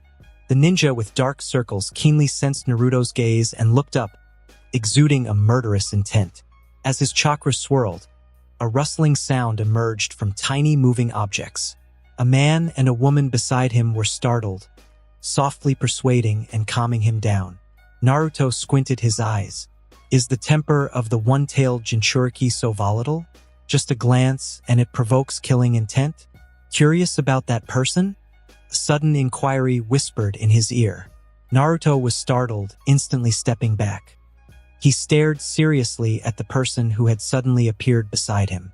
The person was tall, seemingly an adult, with white-gray hair and wearing square glasses, making him look quite unremarkable. Don't be so tense. I'm also a Konoha ninja, and actually your senpai. Just call me Kabuto. He raised his hand, looking harmless. I just saw you were curious about that ninja over there, and thought I'd help you out. He lightly waved his right hand, and a stack of cards spread out in his palm. This is a little gadget I made myself called Ninja Info Cards. It has fairly detailed information about that ninja. Want to take a look? Naruto scrutinized him, a bit surprised. This kind of person is still just a genin? His chakra is not much weaker than Hatake Kakashi, and his concealment skills are so sophisticated that I didn't notice him at first. Definitely a Jonin-level ninja. Delivering information proactively? Naruto shook his head. So kind? I don't think we've met before. Kabuto approached cautiously. You don't know me, but I know you all. The genius who soared high after turning over a new leaf, Uzumaki Naruto, and Uchiha Sasuke, the genius as famous as you. Sasuke did not seem pleased, clenching his fist. Being compared to Naruto? The gap is so wide. Is this an insult? Kabuto continued. You will both be prominent figures in the village in the future. It's beneficial for me to befriend you now. Want to take a look? Though not complete, it should still have some reference value. Naruto looked at him. Then, Kabuto-senpai, I want to know about that sand ninja from before. Sasuke leaned in, adding, "And Rock Lee from Konoha." Naruto paused, his gaze falling on Kabuto. "Kabuto-senpai, can we learn about you from your information?" Kabuto was surprised, looking at Naruto. "Why interested in me? I'm just an ordinary genin." "You're very strong," Naruto said bluntly. "The feeling you give me is not much weaker than that sand ninja." Kabuto smiled shyly, scratching his head. "Ah, you flatter me, but you'll be disappointed. I'm actually quite weak. I failed the genin exams 7 times in a row. My presence is just naturally weak. It's not any remarkable ninjutsu. It's not just you. Many others have misunderstood me before." Naruto stared at him, not believing a word of it. Although that was said, Yakushi Kabuto still generously displayed his card. 7 years as a genin with an impressive resume. He has completed 163 D-rank missions and 28 C-rank missions. He is a very standard old genin, an unremarkable mediocrity. When the person being questioned provides evidence, it cannot be entirely trusted. However, being able to produce it does say something. A resume is hard to fake. 7 years of experience have been watched by many eyes. So, he is unwilling to show his strength, but has to accompany his teammates for the exam? It's reasonable to befriend the village's geniuses. Rock Lee is an outstanding taijutsu ninja, and his data is firmly memorized by Sasuke. The Sand Village Jinchuriki's name is Gaara, and information about him is not detailed, only mission records. Besides these few individuals, Naruto discovered some other interesting targets. A few ninjas wearing Sound Village forehead protectors kept their eyes on Sasuke. A red-haired female ninja from the Grass Village gave Naruto an inexplicable sense of familiarity with her chakra. The first exam soon began. It was a written test. The rules were somewhat peculiar, clearly a method to test individual abilities, yet the final score was evaluated as a team. And the rules relatively encouraged cheating. In the exam, if cheating was caught, 2 points would be deducted each time, meaning, until the 5th time, the candidate would not be disqualified. Besides the familiar faces of Izumo and Kotetsu among the candidates, there were some ninjas with chakra far exceeding the genin level who proficiently answered the questions as soon as the exam started. Undoubtedly, they had the answers and served as reference targets to encourage candidates to cheat. So, the true content of this exam was not entirely about the mastery of knowledge, but rather about the ability to gather information without being detected as much as possible. The final question, posed by the examiner Marino Abiki, used the harsh condition of forever being a genin to pressure and screen out ninjas who lacked confidence in their intelligence-gathering abilities. The second exam followed immediately. The examiner was a flamboyant woman who broke in through the window with great flair. She took them to the next exam site. "I am the examiner for this round, Mitarashi Anko." She spoke boldly. Her voice as hearty as her actions. "The second round is simple. It's a survival test." She explained the rules. Each team would randomly carry either a heaven or earth scroll. The ultimate goal was to collect both types of scrolls and reach the central tower of the training field within 5 days. Naruto wasn't very interested in these details. His gaze was fixed on a Grass Village ninja.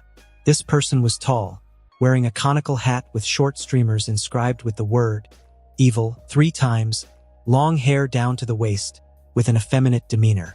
This person, he had a vague impression. He had glanced at him briefly while observing the red-haired female ninja. He remembered that the person's chakra wasn't this strong back then, but now it was extremely dazzling, even surpassing Gaara. It was even superior to Hatake Kakashi. Among the many ninjas Naruto had encountered, only Sarutobi Hiruzen could compare. Such a significant change. Was it some special concealment technique? Or the grass ninja was exceptionally perceptive. Almost instantly, he sensed Naruto's gaze, moved his eyes away from Mitarashi Anko, turned his head, grinned, and flicked his tongue. The second exam officially began, and each team was guided to their respective entrances. When the time came, the examiner gave the order. The candidates entered the exam site, the 44th training ground, also known as the Forest of Death.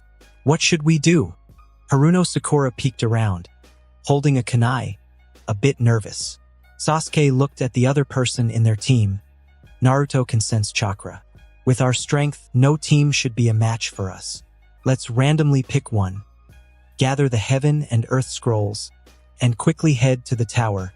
Naruto shook his head. Gaara is a tough guy, and just now. That grass ninja's chakra is also formidable.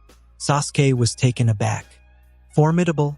He would actually use this term to describe it. What kind of level is that?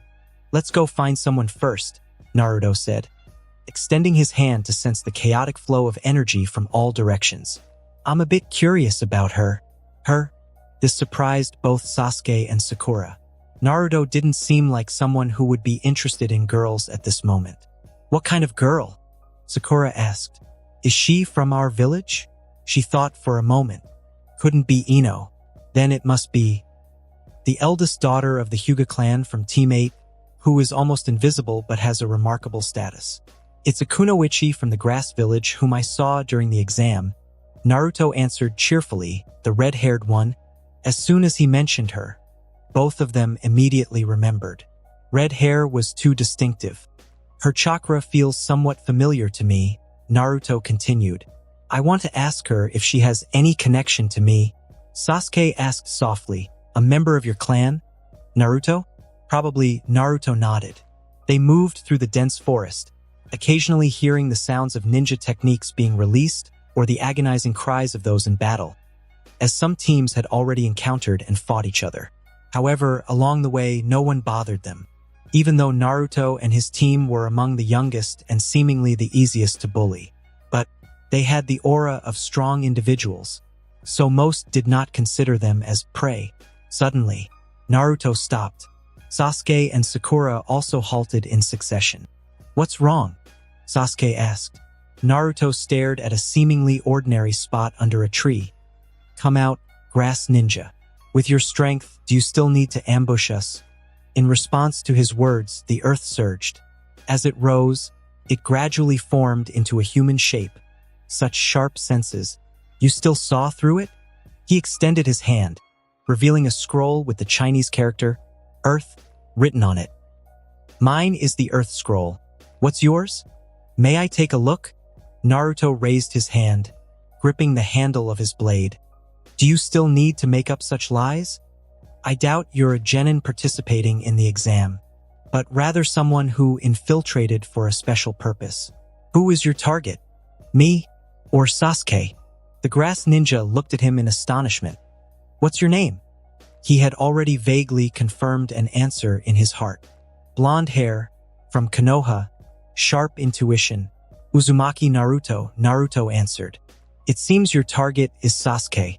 After the Sharingan, are you? The grass ninja laughed loudly. Indeed, the surname Uzumaki is the child of Namikaze Minato. Interesting, his tone relaxed. I never expected to encounter such a surprise upon returning to the village. Have you been targeting me since before the second exam started? Naruto interrupted him. As a courtesy, shouldn't you give your name? My name. The grass ninja stuck out his unusually long and exaggerated tongue, lightly licking his lips. Two prominent teeth, sharp like fangs, made his whole demeanor even more sinister, like a snake. If you want to know, show me your capability. Let me see if you're qualified. Chakra surged. Killing intent filled the air. Birds and insects fled in terror. Sasuke's eyes widened, instinctively raising a hand to his forehead. He felt like he was already dead. Illusion? No, it's killing intent. Sasuke's eyes filled with crimson. The markings spread, and the Sharingan spun. Sasuke was shocked and terrified. He realized that this was an enemy far more formidable than Zabuza. Haruno Sakura froze. She wanted to flee and was on the verge of breaking down. But seeing Naruto's silhouette ahead, and glancing at Sasuke beside her, she recalled his words from last night. No, she had to be strong. With difficulty, she raised her hand and tightly grasped the kunai. In an instant, the clash of metal resounded, sparks illuminating their eyes. Naruto drew his blade, meeting the kunai strike. He was also amazed. So fast. This person's speed was the fastest among all the ninjas he had faced. The blade slashed again, and at the moment of contact. Heido number 11. Tsuzuri Raiden. Bound lightning. Golden lightning flickered and conducted along the blade. This technique was infallible against taijutsu users. But this grass ninja was clearly not an ordinary ninja. His reaction was extremely swift. Just as the lightning was about to reach his hand, a crackling sound was heard. His wrist disintegrated, bursting into a swarm of finger-thick small snakes. The lightning exploded, filling the air with a scorched meat scent. Caused him no harm or impact. What kind of technique is that? The grass ninja retreated, his expression uncertain and wary. No hand seals. It's not particularly remarkable. Some simple techniques can achieve this level as well. What was peculiar was the nature of this technique. Even without in-depth study, his sharp eyes could tell at a glance that it was vastly different from regular lightning release. Naruto remained silent. Chakra burst forth, and he dashed forward with Shuinpa, slashing his blade. The grass ninja formed hand seals for a summoning technique. Summoning. Snake. White smoke dispersed, and a large, blue-gray python appeared out of thin air, coiling around to shield its master. The snake did not attack, only contracted defensively. It was both an obstacle and a shield, adjusting its posture to maximize its size advantage, keeping Naruto at bay. The grass ninja avoided close combat, deploying various ninjutsu. He was not skilled in taijutsu. That bizarre lightning release was especially effective against close combat. No need to seek trouble. Naruto used Kido techniques, looking for opportunities to break through. Sasuke strained to keep his eyes open, focusing intently. But even with the dual Tomo Sharingan activated, he still struggled to fully capture the details of their battle. They were both too strong. Suddenly, he sensed something was wrong and was about to look to his left. Naruto had already decisively abandoned the snake, raised his left arm, condensed a chakra light orb to minimize the damage from ninjutsu and kunai, and without hesitation, charged left, stabbing his sword into the ground. The person in the ground dodged, emerging from within. Quite decisive, the grass ninja raised his kunai, licking his lips. You really want to protect your companions. Huh, aren't you afraid it's a feint? Naruto glanced at the wound on his arm, his expression unchanged. I said before the exam, I will definitely protect my companions. Moreover, your target is the Sharingan. Sasuke clenched his fists, hating his own powerlessness. He stared at the blood on Naruto, his clothes stained red, the Sharingan seeming even more crimson. You really resemble your father. The grass ninja grinned hideously. Ninetales kid, do you want to know who your father is?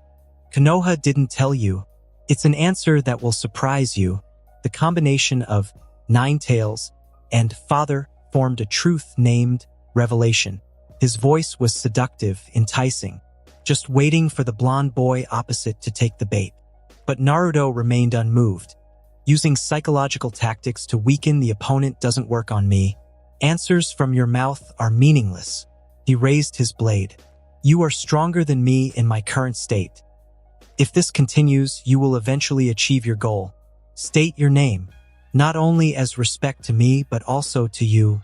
You are the first ninja to make me use this power. The grass ninja's pupils dilated, filled with disbelief and mixed with anticipation.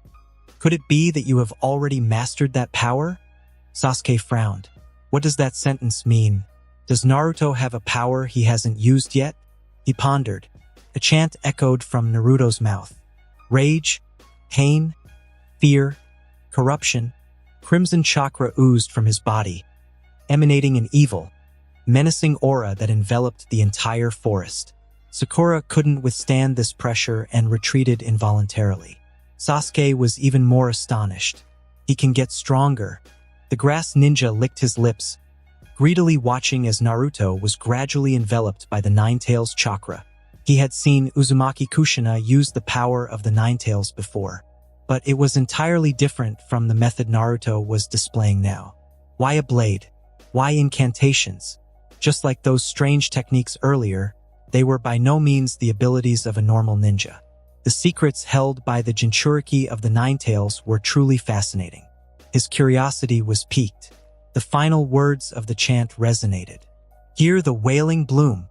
Demon Fox Ninetales' dark red chakra completely enveloped Naruto, who then swallowed this dark red blade, transforming into the fourth tail that swayed behind him. It is indeed a tailed beast transformation. The grass ninja whispered. Can he still maintain his sanity? Naruto drew another blade. You know a lot? Were you once a ninja of Konoha? As he spoke, he closed the distance in an instant. The grass ninja raised his kunai, barely intercepting. Yet it had no effect.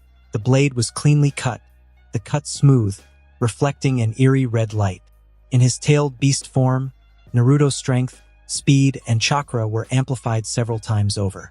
The slashing attack continued without loss. The grass ninja retreated, but it was too late.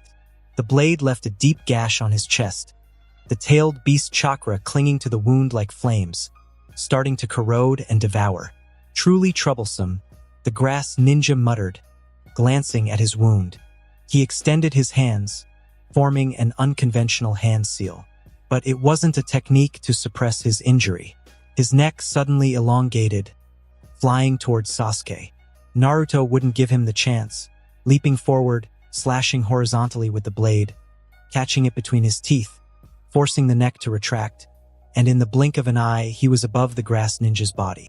Naruto flipped his wrist, slashing down, and with a boom, dust and smoke billowed. Is the enemy defeated? Sakura cautiously asked. Naruto stared into the smoke. A mutilated body, half the head shattered, most of the bones in the body broken. A fatal injury for a normal person would mean losing half their life. But this person's chakra was fluctuating violently. A hand pushed open the lips from inside the mouth, dragging the body, shedding like skin, wet and sticky, crawling out. The power of a tailed beast is indeed troublesome. It seems I can't continue playing. What a pity. Sasuke, I wanted to give you a gift from your brother. Sasuke shuddered as if struck by lightning. Brother? This guy knows that man. Naruto wouldn't allow any further nonsense, decisively slashing. The mutilated body was cut in two, but no blood was seen.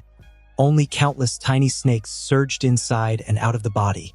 The man's voice came from all directions, indistinguishable in direction. Uchiha Kid, if you crave power, if you desire revenge on Uchiha Itachi, come find me. The power of Uchiha Itachi. It surpasses both me and this tailed beast kid. And you, Uzumaki Naruto, you intrigue me greatly.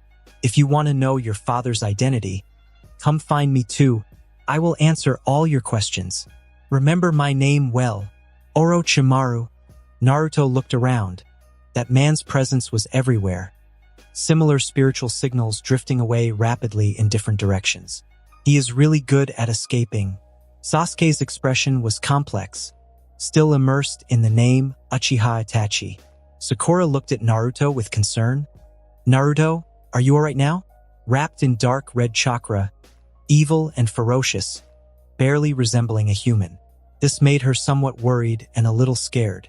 Naruto raised his hand, gripping his abdomen, pulling out the Nine-Tails chakra.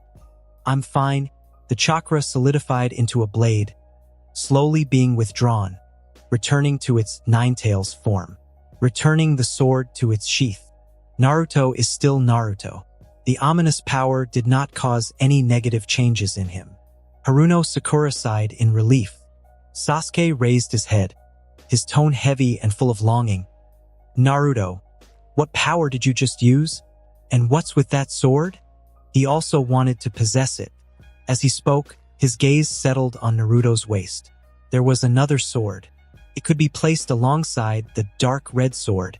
It could probably possess the same power. No, it might even be stronger. Naruto only used it when he became that ominous, more powerful form. Have you heard of that rumor? Naruto placed his hand on his stomach. Sasuke was stunned. Haruno Sakura immediately recalled. Is it about you? Naruto nodded, his tone very calm. Sealed inside my body is a demon fox called the Ninetails. The power I just used was its. The two of them opened their mouths but didn't know what to say.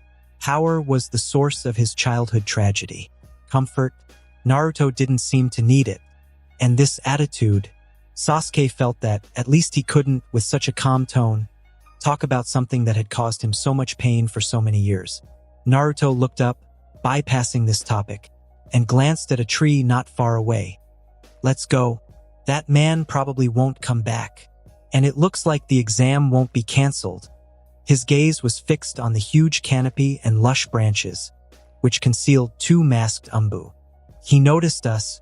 Jinchuriki have a very strong sensing ability. It's not surprising. That look in his eyes, so formidable. It made my skin crawl even from this distance. First find Anko, then report the news to Hokage-sama. What a hassle. The joint Chunin exam turned into such a serious incident. The S-class rogue ninja Orochimaru sneaked back into the village. And compared to another issue, the Jinchuriki secretly mastering the power of the Ninetails. The latter would surely cause the village even more trouble than the former. They might even have to say, "Thank you very much, Orochimaru-sama." If not for him, they wouldn't have learned this information. The undercurrents surged violently, not affecting the Chunin exam. The forest of death became a bloody hunting ground. The strong acted recklessly. The weak had their own way of surviving. Behind a tall rock wall, 3 grass ninjas sat together. Really too slow. One bit a blade of grass and complained, "We were supposed to regroup after entering. Where are the other 3? He was referring to another group of genin from the same village. The person beside him frowned. Could they have already been taken out? It's not impossible. The one biting the grass side, the others should be able to survive. But if they meet that red-haired kid from Sand, it's over. Forget it.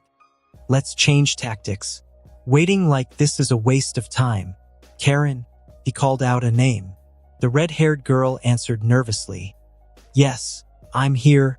The grass ninja took out a scroll with the word heaven on it. "Hold on to this." Karen froze, letting out an ah in confusion. Such an important thing, these two actually trusted her to keep it? She didn't want to accept it. Anything unusual must be suspicious. "Go out as bait," the person ordered bluntly. "When others see you alone with the scroll, they will definitely attack you. We will ambush from the side and launch a sneak attack then. It will surely be a great success." Karen pouted. "Sounds nice. What great success? If they met a weaker team, she would just get a little hurt. But if they encountered a powerful opponent, they would definitely abandon her without hesitation." "Hurry up," the grass ninja urged impatiently, roughly shoving the scroll into her hand. Karen reluctantly raised her hand, just as her fingertips were about to touch the scroll. "This is a bit troublesome. It's better if we keep it." A voice rang in their ears. A bright light flashed before their eyes, a golden flash. The scroll was instantly gone from the grass ninja's hand. A teenager of average height appeared silently before them and took it away. The 3 were startled. How did he appear? Such speed. Damn it, this was clearly not an enemy they could handle. The 3 of them were paralyzed with fear, unable to move. Following Naruto, the other 2 members of Team 7 landed. Haruno Sakura looked at Karen. "Is she the girl you're looking for?" "Girl? Are they talking about me?"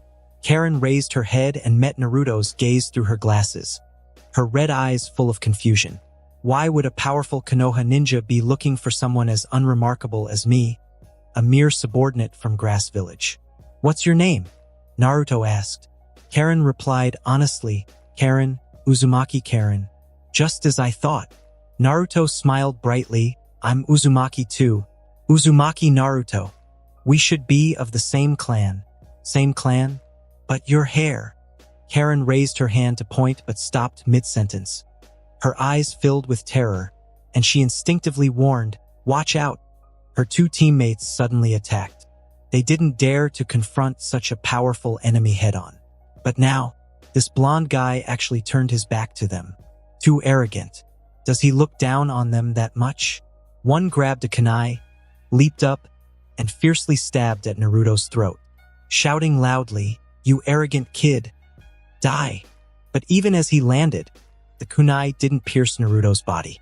It was blocked by Naruto's finger. A small chakra ball condensed at his fingertip, incredibly strong, making the kunai unable to penetrate. Bakudo number 8.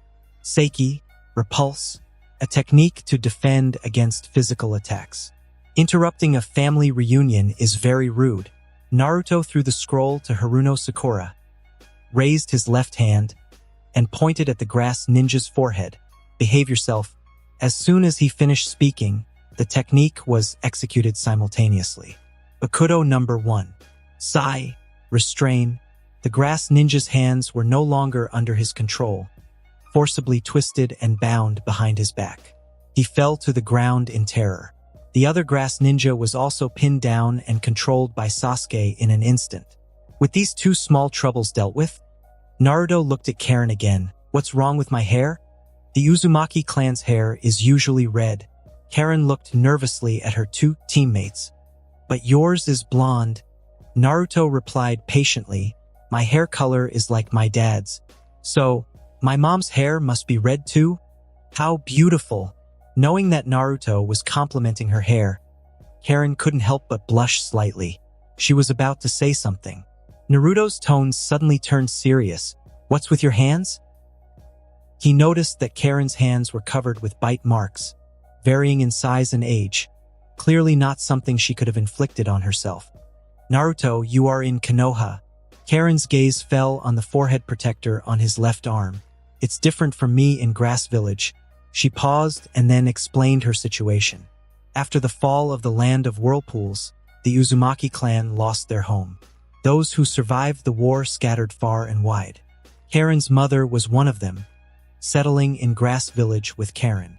The Uzumaki clan's special body was the reason Grass Village accepted them, and also the source of all their suffering. By biting them, one could restore chakra and heal injuries. Medical ninjas are a rare resource. They were abused. Karen's mother was bitten to death by people from Grass Village. After quietly listening, Naruto took a deep breath. "Is this how Grass Village treats you?" Karen didn't look back, lowering her head, her mood dejected. "I will rescue you from Grass Village." Naruto looked at her red hair. "I promise you." Karen raised her head, looking up at him. He was smiling at her. "Just endure a few more days until the exam is over, and you'll be free from that cage." Karen stared blankly, her eyes fixed.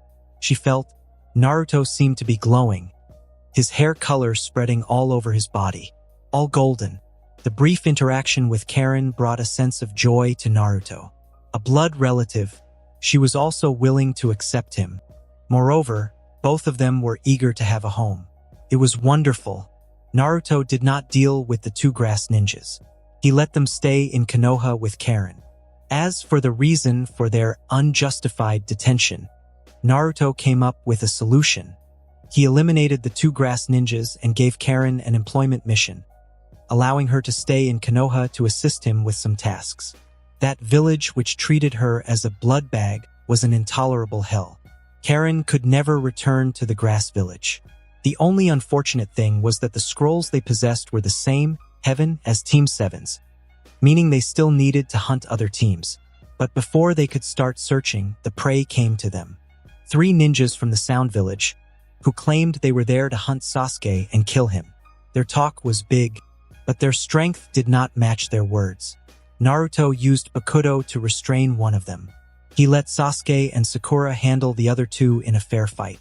Sasuke easily defeated his opponent with his Tsutomu Sharingan, multiple fire release techniques, and exceptional dynamic vision leading to precise weapon-throwing skills. Among this batch of genin, his strength was top-notch. As for Haruno Sakura, she took a lot of effort and sustained many injuries to defeat her opponent, but she was pleased she didn't lose. Fortunately, the Sound team possessed the Earth Scroll. They no longer needed to search for other opponents. When Naruto approached to heal Sakura, she hesitated.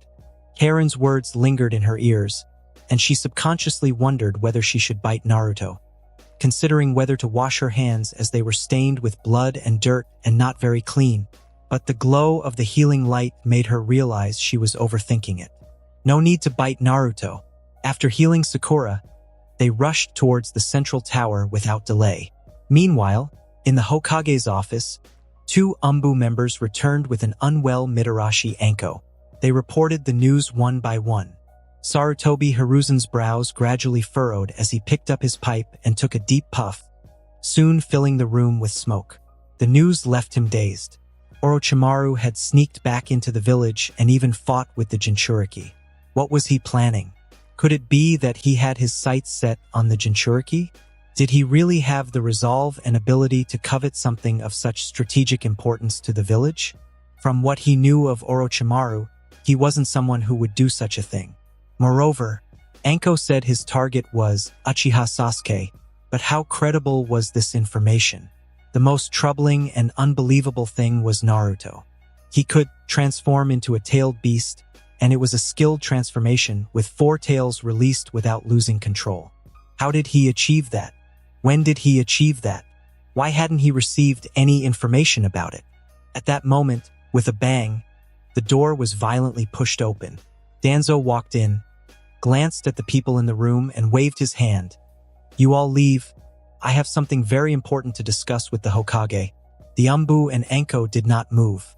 They waited until Sarutobi Hiruzen nodded before they retreated. The Jinchuriki lost control. As soon as they left and the door closed, Danzo urgently spoke up, his frustration barely restrained. Sarutobi Hiruzen shook his head. He didn't lose control. He remained rational. Danzo sneered and retorted angrily. Right under our noses, he quietly learned to transform into a tailed beast. If it weren't for Orochimaru's appearance, forcing him to use this ability, when would we have discovered it? If this isn't losing control, then what is? Do we have to wait until the Nine Tails escapes from the Jinchuriki and wreaks havoc on Konoha again for it to be considered losing control? Hiruzen, the village can't endure a second blow. We only had one Minato, and now he's dead. He became increasingly agitated, stamping his foot hard, his tone growing more irritable. I've said it before, you should have handed the Jinchuriki over to me. You don't know how to use it. An out-of-control Jinchuriki is the greatest threat to the village. Sarutobi Hiruzen interrupted him. Just because we haven't gathered intelligence on this doesn't mean Naruto is out of control. Don't exaggerate the danger. Danzo's exposed face twisted into a huge mocking smile. Hiruzen, you are too naive. Don't forget the changes in the Jinchuriki over this period. We couldn't find the reason before, but now it's obvious. It's the Nine Tails interfering with the Jinchuriki. They've probably been communicating for a long time. Now the Jinchuriki might already know his identity, that he is the 4th Hokage's son. He is now on the verge of releasing the Nine Tails. It could happen at any time. Maybe now, maybe tomorrow. Hand him over to me. I assure you, he will become the best Jinchuriki. Sarutobi Hiruzen gritted his teeth, squinting his eyes as he retorted, Is this what you hope for? Danzo, I deeply regret having been lenient with you during that time, but I believe Naruto will not turn out as you say. He is a good kid. He will not be swayed by the Nine Tails. With the Mizuki incident, Naruto has already proven himself. The mission report on the Mizuki incident is still kept in the drawer of his desk. Naive, truly naive. I told you back then, the Jinchuriki had ulterior motives. Danzo shook his head, his expression gloomy. Hiruzen, your indulgence towards the Jinchuriki is the main reason for his loss of control. Hand him over to me. He shouldn't. He kept repeating, hand the Jinchuriki over to me. He couldn't say anything else. Even now, the shock from hearing about this Jinchuriki transformation hasn't dissipated. It left his thoughts chaotic and his emotions agitated. Sarutobi Hiruzen interrupted him. This is the Hokage's decision. Danzo was stunned. Again, he clenched his fist, speaking viciously, Hiruzen, I need to remind you, you are only the acting Hokage. The Emergency Executive Committee has the power to remove you. This time the situation is special. It concerns the Jinchuriki. Koharu and Hamura will no longer support you. Sarutobi Hiruzen was the third Hokage, who had already retired when the fourth Hokage took office. After the fourth sacrifice, there was no one in the village able to take over the position of Hokage. Among the three legendary Sannin, Orochimaru had defected, and Jiraiya and Tsunade were away from the village. Kakashi was still young, only 14 years old, so he took on the responsibility of acting Hokage and wouldn't step down until the next Hokage was ready to take over. This acting period has stretched to 12 years. Sarutobi Hiruzen spoke calmly, as if he didn't recognize it as a threat. "Oh, is that so? But I am still the Hokage now, Danzo. Not handing Naruto over to you is my command as Hokage. I will handle it and give you an explanation." Danzo gritted his teeth. "You will regret this, Hiruzen." He turned and left in anger. Sarutobi Hiruzen smoked his pipe, the smoke swirling, obscuring Danzo's departing figure and the rest of the space. He kept pondering. "Naruto, how did you manage to do it? Unknowingly, you have mastered the power of the tailed beast." He thought for a long time, then put down his pipe, took out a scroll from the drawer, and slowly unrolled it. He didn't agree with Danzo's methods. He also had no face to meet Naruto, so he would ask him to come back, whether it was Orochimaru or Naruto. Dealing with these troubles required his help. A name was written on it. 3 sloppy kanji characters. Jiraiya. Naruto and his team were not the first to reach the high tower. The team from Sand Village, led by Gaara, was faster, even though there were quite a few unexpected incidents. Konoha did not halt the exams, nor did they send anyone to inquire about Naruto, except for Kakashi, who subtly hinted at a few things. As for Karen's presence, Konoha didn't question much either. 5 days passed quickly. The number of candidates passing the exam seemed to exceed Konoha's expectations. Another individual preliminary round was held in the tower. This preliminary round had nothing to do with the teams. Genin were allowed to forfeit without affecting the rest of their team's progress in the exam. Yakushi Kabuto forfeited here. Naruto wasn't surprised. It matched his previous speculations. Haruno Sakura didn't pass the preliminaries, ending in a tie with her opponent. Sasuke and Naruto won easily. Hinata's fight against Neji escalated the internal conflict of the Hyuga clan. Gaara's strength was overwhelming, and despite Lee's dazzling effort, he only managed to inflict some non-lethal injuries on Gaara. Sasuke held onto the railing, staring at the unconscious Lee, lost in thought. After all the matches concluded, the final matchups for the ultimate test were drawn by lot. Naruto noticed the tampered lottery box and then looked up at the smiling Sarutobi Hiruzen watching him from the high platform.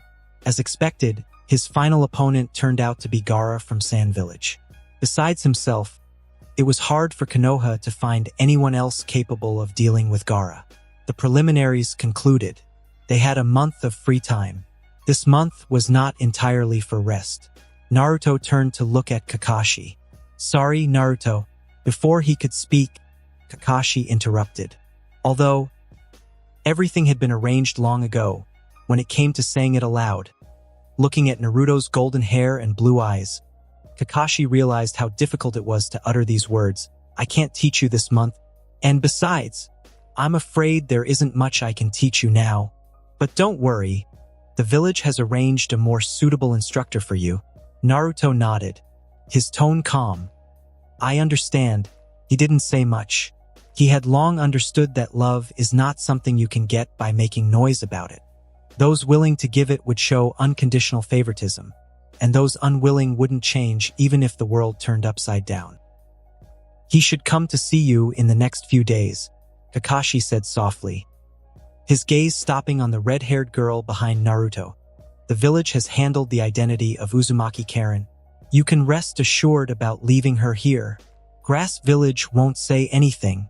After saying this, Kakashi, almost fleeing, left with Sasuke. Naruto watched their departing figures. He had already thought about his plans for the month. Karen had many secret techniques of the Uzumaki clan, most of which were related to sealing techniques, knowledge he needed. His requirements were not high. He just hoped that while Kakashi was teaching Sasuke, he could spare some time each day for her to teach him some sealing techniques. But does the village have other arrangements? Who could it be?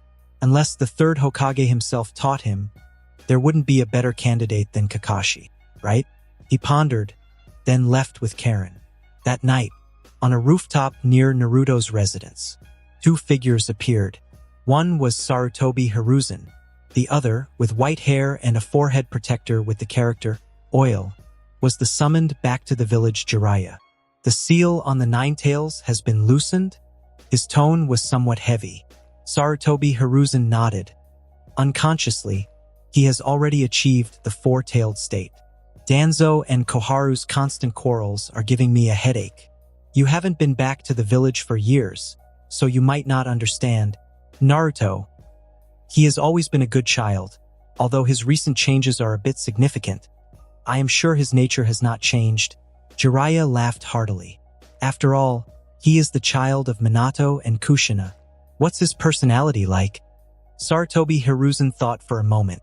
He used to be more like Kushina, but now he is more like Minato. Kakashi says he is a mature and reliable ninja. The reason I asked you to come back this time is to hope you can guide Naruto during this period, and also hope. He paused and sighed. Naruto has been hiding many secrets lately. He possesses two very strange swords, but we still haven't found out where he got them from. We can't even find any weapons similar to those two. He also knows many peculiar and undocumented ninjutsu.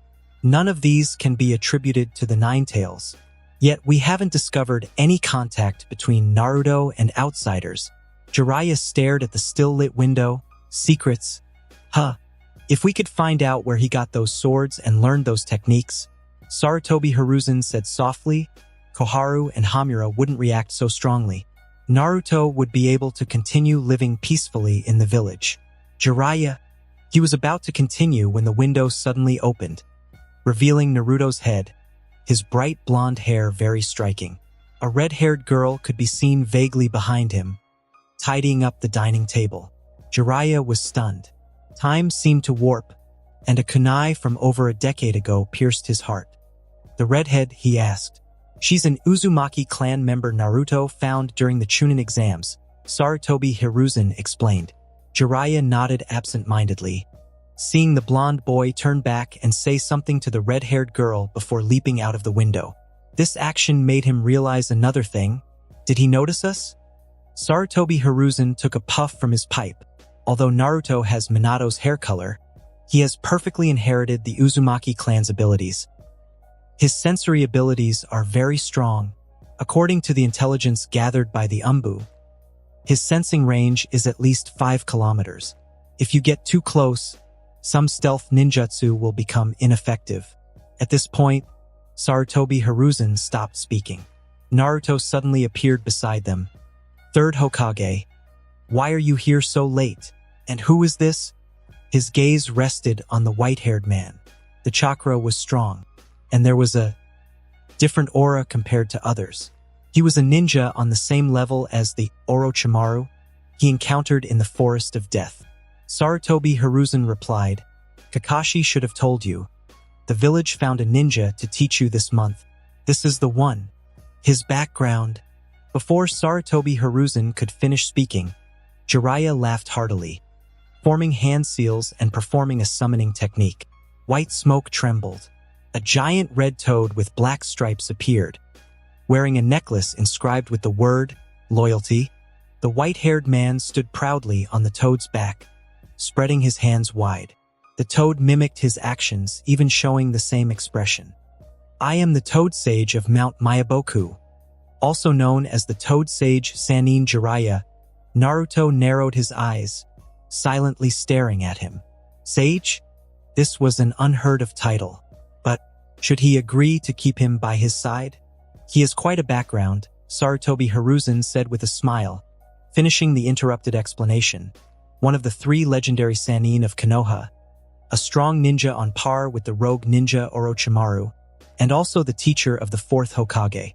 If you don't like him, Naruto, I can find someone else for you. Even let Kakashi take you along. Naruto's gaze towards Jiraiya slightly changed. The teacher of the fourth Hokage? He shook his head. I'll stick with this toad sage. For the next month, I ask for your guidance. Sarutobi Hiruzen and Jiraiya both felt a sudden pang in their hearts. The response was too straightforward.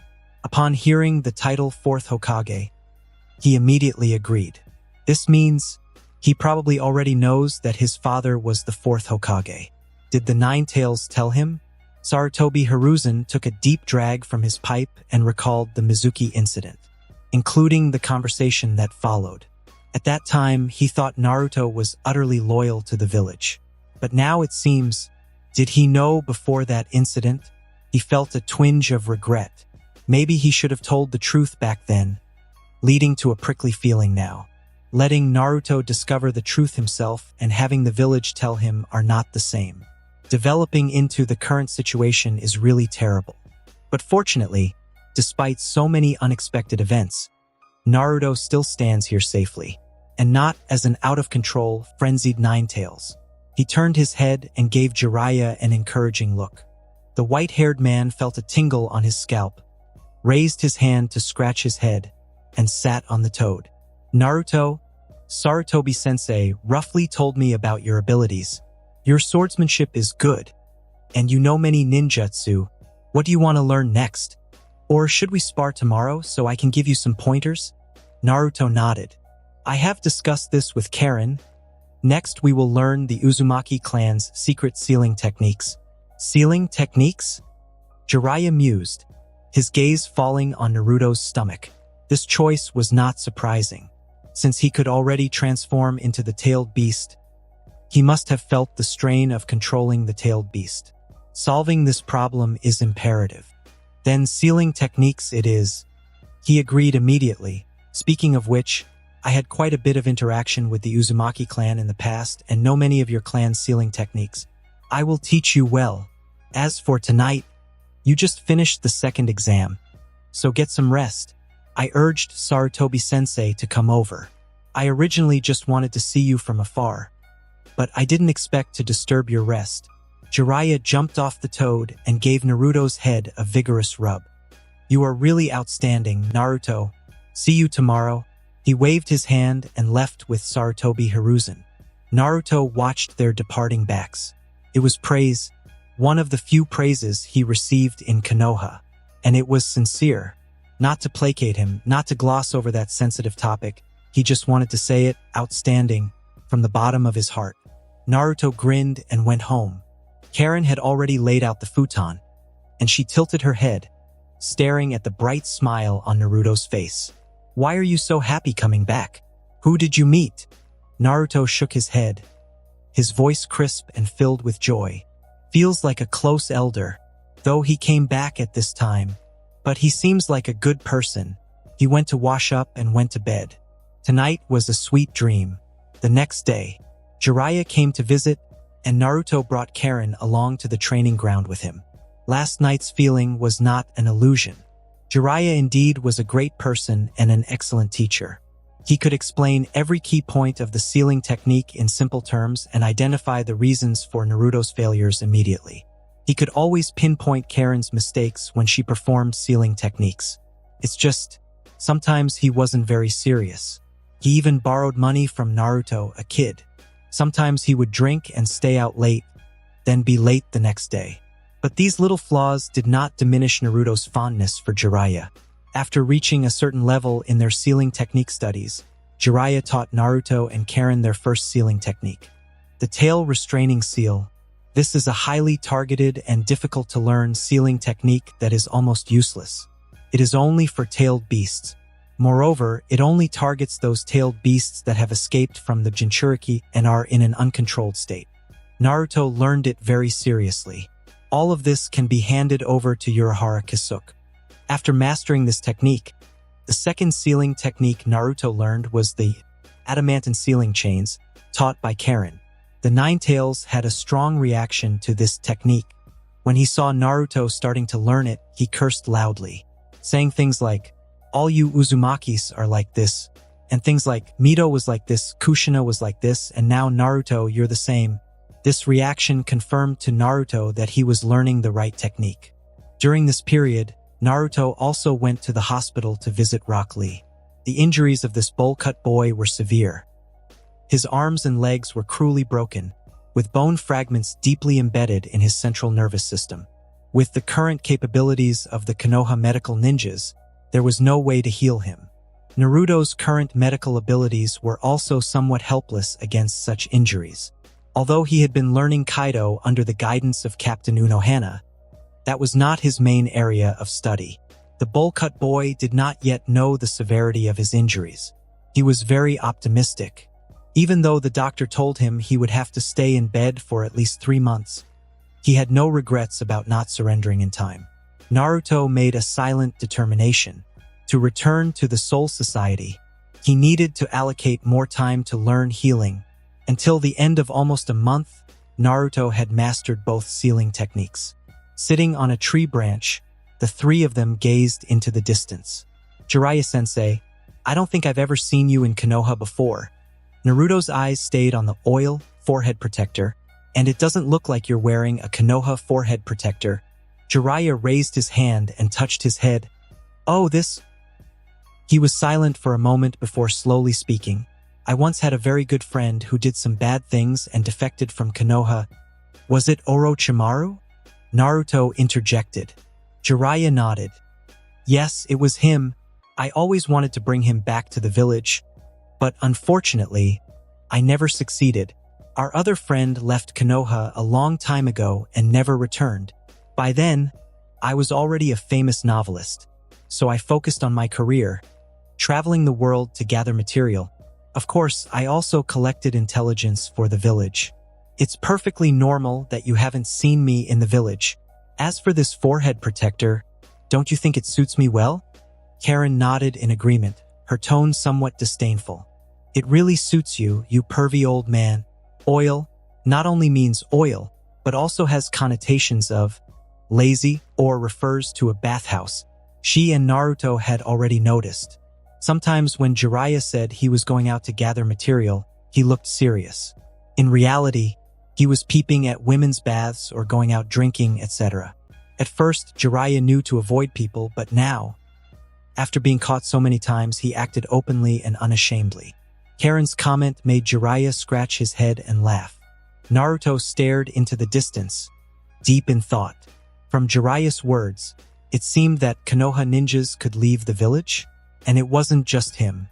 The climax of the joint Chunin exams has arrived. These carefully selected genin will fight on behalf of their villages. The Kazekage of the Sand Village is present. He seems to be a ninja very adept at concealment. His entire body is tightly wrapped, leaving only his eyes exposed, and he doesn't release any chakra. From a distance, Naruto couldn't detect his aura. He appears to have high expectations for the Sand Village's performance, as he couldn't resist mocking Sarutobi Hiruzen when they met.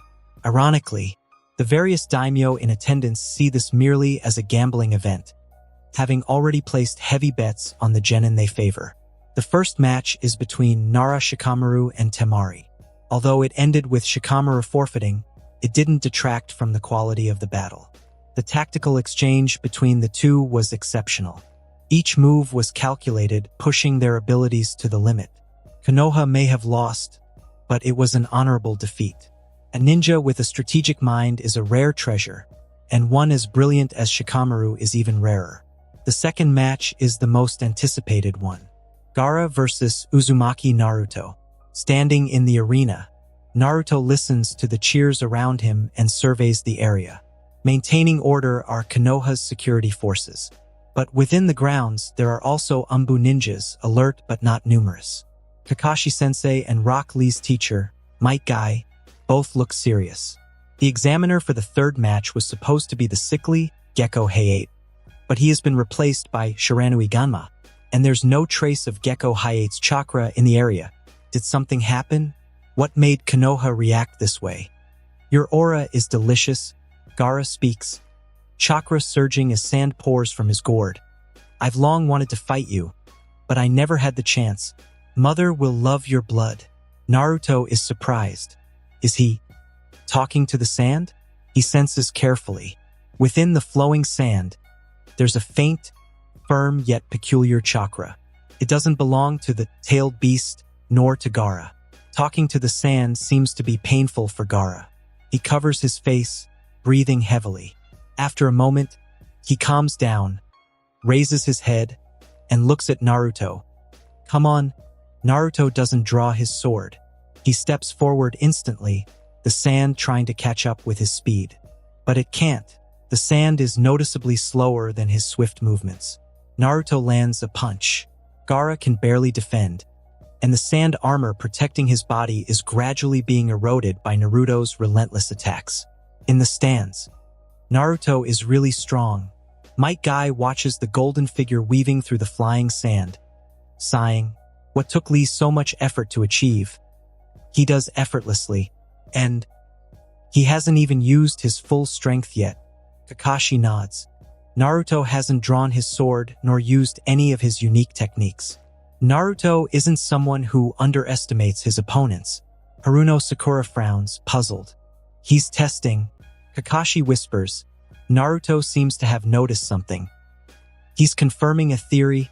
Sakura looks up at Kakashi, hoping for a more specific answer from him. I don't know what he's testing either. Kakashi shakes his head. His sensory abilities far exceed ours. After a few attacks, Naruto stops, looking at the panting Gaara. Just as I thought. What's with the chakra in your sand? He asks curiously. Such a technique has never been seen before. The sand that reacts to attacks and instantly protects Gaara is not controlled by him. It is powered by a faint chakra that senses the presence of a certain aura. However, the owner of this chakra is not present. You are really strong, Gaara grinned menacingly. To be able to sense this chakra, this is the power of a tailed beast. Since you are curious, let me show you. He formed hand seals, and the sand around him slowly gathered, surging like a tide. Naruto interrupted him. That is not the power of a tailed beast. Gaara was stunned. Naruto continued, we are actually the same kind. There is also a tailed beast inside me. I know what a tailed beast's chakra looks like. The sand protecting you does not contain a tailed beast's chakra. It is a weak but very gentle chakra. You don't even know this? Gaara was momentarily lost. The sand that protects him does not contain a tailed beast's chakra? A gentle chakra. His body stiffened as he maintained the hand seal position, but the chakra did not continue to flow, and the sand fell to his feet with a clatter. At this moment, a violent chakra fluctuation was born in the high sky. Naruto immediately turned his head to look. He noticed the source at a glance. It was Yakushi Kabuto, the man who voluntarily forfeited the Chunin exam, claiming to be unremarkable. He was wearing a mask, hiding in a black cloak, dressed indistinguishably from other members of the Umbu. Feathers fell like rain. A feeling of drowsiness welled up from within. It was Genjutsu. This was a large-scale Genjutsu targeting everyone in the arena. Naruto formed hand seals, his chakra vibrated, dispelling it. But the sudden deployment of this technique caused most people to succumb, falling into a deep sleep. Only a few Jonin and Umbu on duty managed to stay awake and react in time.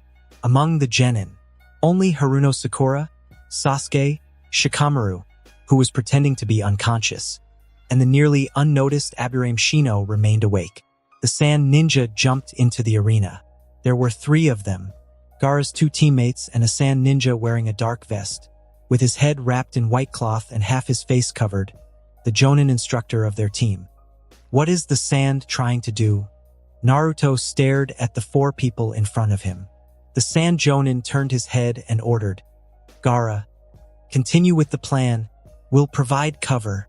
Gaara looked up, his eyes fixed on the Jonin's back, then glanced at Naruto. Chakra surged again. The sand roiled and gathered, forming a huge sphere that enveloped him. The existing order between Konoha and the sand should change. The Sand Jonin replied to Naruto, glancing at the stands. You have caught the attention of Kazekage-sama. His order is that once Gaara releases that power, we are to hold you off together. The ninja from the Sound Village were also executing their plan, holding off the still-awake Jonin from Konoha. Kazekage, Naruto turned to look at the chaotic observation tower. Are you sure it's Kazekage's order, not Orochimaru's? The Sand Jonin was taken aback. Naruto turned back to face him. Kazekage just attacked the third Hokage, and the chakra he released was the same as Orochimaru's. The Sand Jonin gritted his teeth, formed hand seals, and said, I don't understand what you're saying. Do you think you can confuse us with your nonsense? Move out. Tamari brandished her large fan. Kankuro shook his hand, and 2 puppets flew out. Naruto stared at the 4 of them, his eyes calm, and placed his hand on the hilt of his sword. For against me, Orochimaru indeed values me highly, but do you really think you can stop me? The Sand Jonin swallowed, glancing at the sand sphere behind him. Both are Jinchuriki around the same age, but this kid in front of him, where does this overwhelming presence come from? This is no ordinary ninja. Not even the usual Jonin could possess such a presence. So intense, it felt like a tangible slash striking his body. Kankuro gritted his teeth, fingers twitching. Stop boasting. Kid. 2 puppets moved, one attacking from the front and the other from behind. They leaped, ascended, brimming with killing intent. Naruto's expression remained calm as he unsheathed his blade. With a single flash of the blade, the 2 puppets clattered to the ground. Kankuro stared at his hands, barely perceptible threads drifting. The chakra strings had been severed, but he couldn't concern himself with that now, as a tremendous pressure bore down on him, forcing him to the ground, half-kneeling, head bowed. What is this? Merely an aura. He couldn't even stand before him? And it wasn't just him. Tamari's giant fan, which she had just raised, crashed heavily to the ground, and she had to lean on it to barely stand. The Sand Jonin looked on in disbelief. Taking a deep breath, chakra surged, resisting the overwhelming pressure, resisting the lethal pressure emanating from the blonde youth before them. So, that previous presence was merely a sheathed blade. Now it truly reveals its sharpness? I've only just drawn my blade, and you can't even stand. Naruto held his blade horizontally, looking at them. The Sand Jonin gritted his teeth, struggling to extend his hands and push Tamari and Kankuro away. You too. Retreat. He is not an opponent you can face. Only when Gaara uses his feigning sleep technique, employing that power, can we contend with him. As he spoke, several Konoha ninjas arrived. Shiranui Ginma led them. They landed somewhat awkwardly, not expecting a pressure field around Naruto that stalled their chakra flow. Uzumaki Naruto.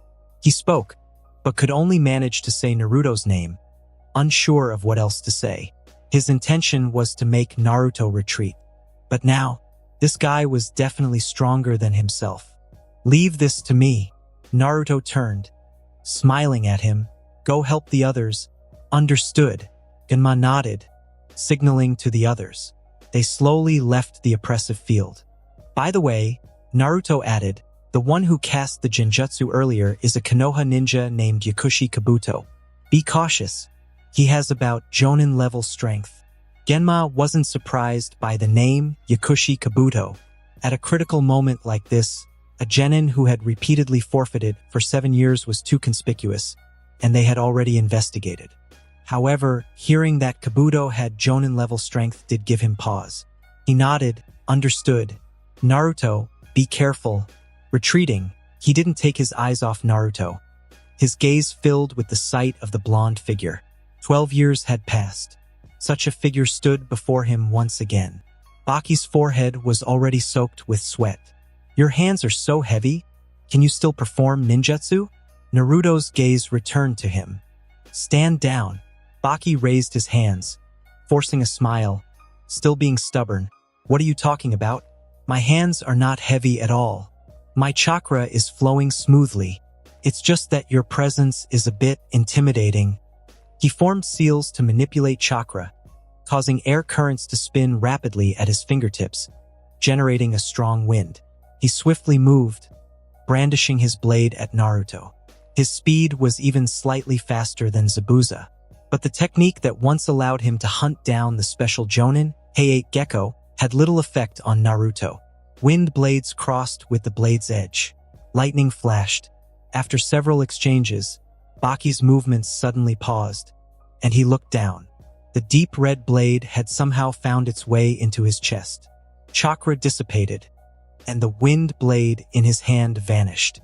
He turned his head. The sand sphere began to boil, and an unusual chakra fluctuated violently. This brought Baki a slight sense of relief. Indeed, facing such a powerful opponent, his own strength was still somewhat inadequate. He couldn't stall for the desired amount of time. However, the feigned sleeping technique was already completed. As long as that guy could come out smoothly, his mission would be accomplished. Naruto did not look at the one tail that was about to be released.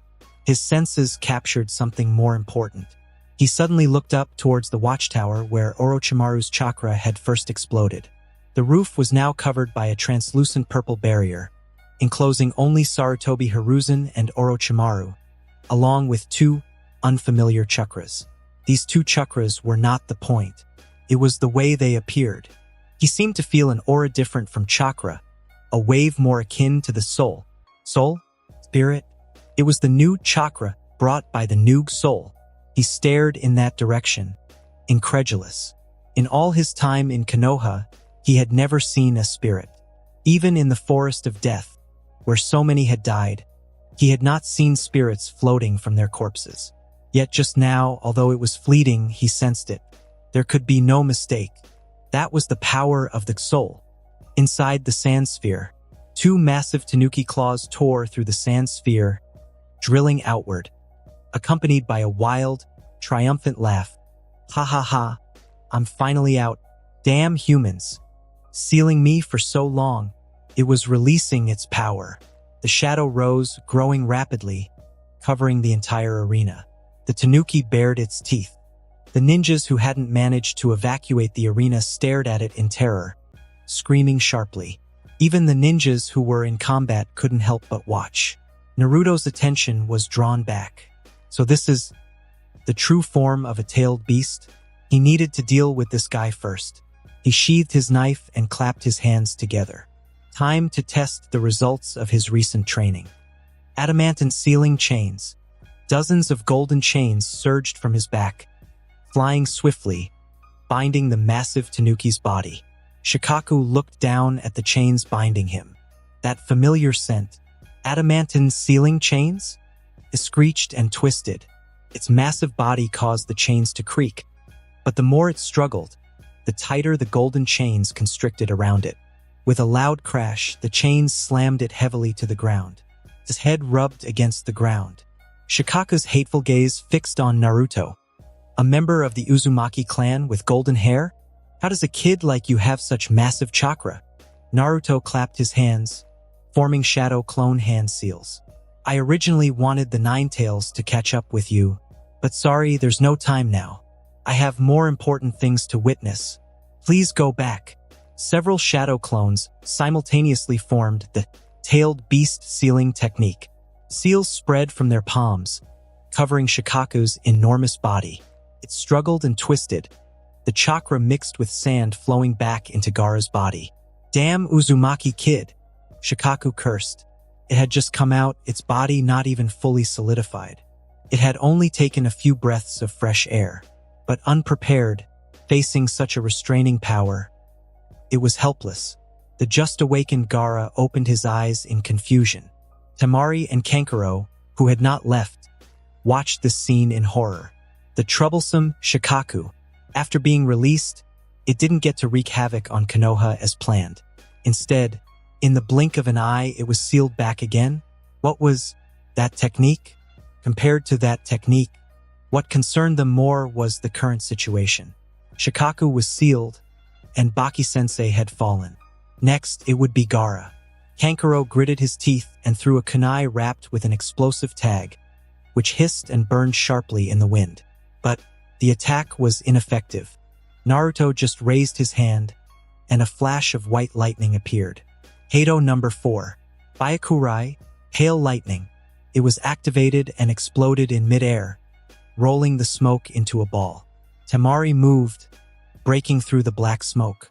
The power that burst out in an instant brought her to Gaara's side. But after losing that burst of power, she could only barely stand, leaning on her fan. However, she persisted, with fear and terror in her eyes, but no sign of retreat. "You can't even stand in front of me. Why do you still come over?" Naruto put his hand back on the hilt of his sword and asked softly. His aura became sharper. He applied precise pressure with a clear target. Temari, overwhelmed, sank to one knee, but she clung to the tail of her fan, struggling to stand up again. Under the immense pressure, even speaking became difficult for her, and she almost had to roar to force the words out of her throat. "I am Gaara's sister." She pulled up with all her strength, her legs trembling with effort. Gaara, lying on the ground, stared blankly at Temari's back, lost in thought. "If you want to hurt him, you'll have to deal with me first." She spoke forcefully, and with the last word shouted out, her struggling seemed to have an effect, and she stood up. But Temari was stunned. Looking at Naruto, she was sure it wasn't her willpower that broke through the confinement of power. The blonde boy moved his hand away from the hilt of his sword, voluntarily withdrawing that mountain-like oppressive aura. "Sister," Naruto smiled slightly, instantly stepping in front of her and raising his hand. "That's a pretty good answer. I like it a lot. But we are opponents now, so please stay here for the moment." The touch of his fingers on her forehead made Temari instinctively shiver. Bakudo number 1. Sigh, restrain. Her body immediately felt strange, her arms twisting and binding themselves uncontrollably. Naruto lowered his head, meeting the gaze of the red-haired Jinchuriki, and as they locked eyes, he spoke softly, "Gaara, someone loves you." Gaara averted his gaze, silently shifting it to Temari. Naruto disappeared in an instant. He first went to the stands to release Karen from the Genjutsu, then took her to the watchtower. The rooftop was almost entirely occupied by a purple barrier. Several Umbu ninjas waited outside the barrier. They had tried various methods, but were helpless against it, only able to watch the third Hokage battle, the rogue ninja Orochimaru, without being able to assist. Inside the barrier, the trees twisted and intertwined, for figures stood facing each other on the highest branches. Sarutobi Hiruzen faced 3 people alone. One of them was Orochimaru, with yet another new face. The other 2 had faces familiar to Naruto. He looked at the Hokage rock in the distance, matching the faces of these 2 to the sculptures on the rock, the first Hokage and the second Hokage. Weren't these 2 Hokages dead? Why were they appearing here now? And as enemies of the third Hokage, Sarutobi Hiruzen, thinking of those 2 soul waves, he had a vague bad feeling in his heart. Why are the first and second Hokage here? Naruto asked an Umbu member next to him. The voice of the Umbu was low and grave. It was summoned by Orochimaru using an evil forbidden technique, pulling the souls of the dead back to the present world and manipulating them. Naruto was not surprised by Umbu's answer. He had merely confirmed a highly probable assumption as fact. However, the resulting conjecture left him feeling anxious and uneasy. Are these the only 2 Hokage? Did Orochimaru try to summon anyone else? There were 4 Hokage in total in Konoha, and only one was still alive. 2/3 of the deceased were here. The Umbu was somewhat surprised by his question but still responded. Orochimaru seemed to attempt to summon a 3rd deceased, but the Hokage-sama suppressed it. The 3rd deceased. Naruto clenched his fists, his pupils dilating. Anger ignited, burning intensely. A grim suspicion had been confirmed. This guy who toyed with the souls of the dead. How dare he? Inside the barrier, Naruto's arrival also drew the attention of the 2 individuals present. "Oh my! That little Jinchuriki brat is here too." Orochimaru grinned savagely. "Sarutobi Sensei, who would have thought we'd have such an interesting audience?" He licked his lips with his tongue. "I'm really very interested in him. Those strange techniques." Sarutobi Hiruzen's face became more solemn and grave. "Orochimaru, are you also targeting Naruto?" Orochimaru turned his head aside. "Isn't he interesting?" He instinctively reached for his chest. The wound from their last encounter still hadn't healed. It was just an ordinary slash, yet it was so painful. But they had only fought once, making it difficult for him to determine whether it was the effect of the technique or a special attack aimed only at him. Sarutobi Hiruzen took a deep breath, glanced at Naruto, and then at the barrier that even the Umbu could do nothing about. Facing Orochimaru forced him to confront an issue, that he was old. Fighting Orochimaru was already strenuous. He had even summoned the previous two Hokage, and though they were not as powerful as they once were, they still undoubtedly possessed Kage-level strength. If this continued, he would surely be killed by him. Rather than waiting to die, he made up his mind to use that technique. Naruto was still young and needed a role model. He just hadn't expected that at the end of his life, he would still have to rely on the power of the fourth Hokage. Sarutobi Hiruzen split into shadow clones. He mobilized his chakra and formed complex hand seals. Orochimaru mocked. Naruto's eyes widened in disbelief as he looked inside the barrier, his gaze falling behind Sarutobi Hiruzen. A tall, semi-transparent figure appeared behind him. With two horns on its head and a hideous, terrifying demon face, it held a short sword in its mouth. The power of the soul permeated the air. Sarutobi Hiruzen's soul drifted out of his body, presented like a sacrifice before the spectral figure. What is this? Orochimaru, I will not allow you to destroy the village. Sarutobi Hiruzen spoke, his voice now tinged with weakness. Let me show you a technique you've never seen before. Also, let me show you the will of the Hokage, burning for the village. As he spoke, the ghostly figure behind him raised its hand high, its arm covered in tadpole-like curse marks. An even more terrifying soul power condensed in its hand.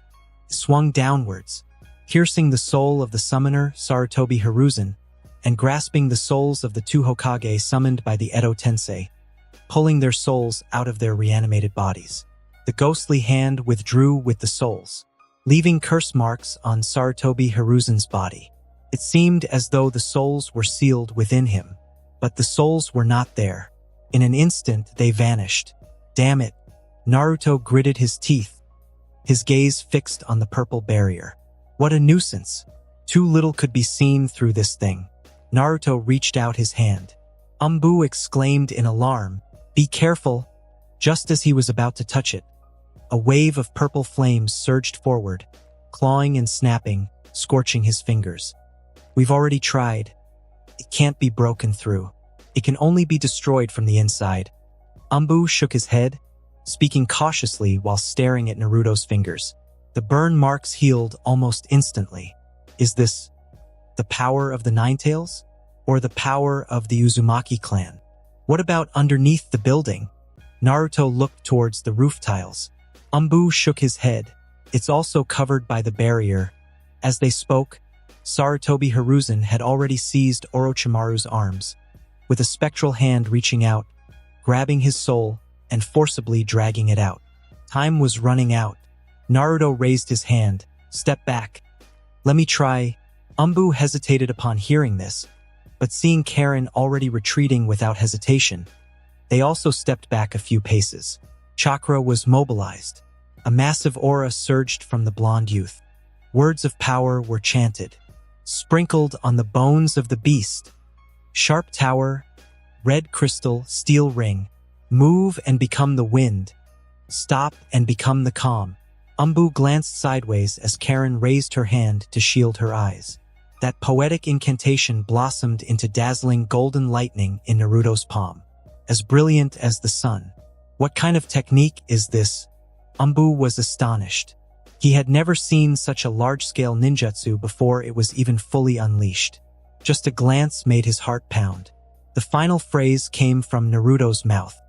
The sound of warring spears fills the empty castle. Heido number 63. Raikoho, thunder roar seer, lightning burst forth. A streak of meteoric light struck the purple barrier, causing flames to scatter wildly.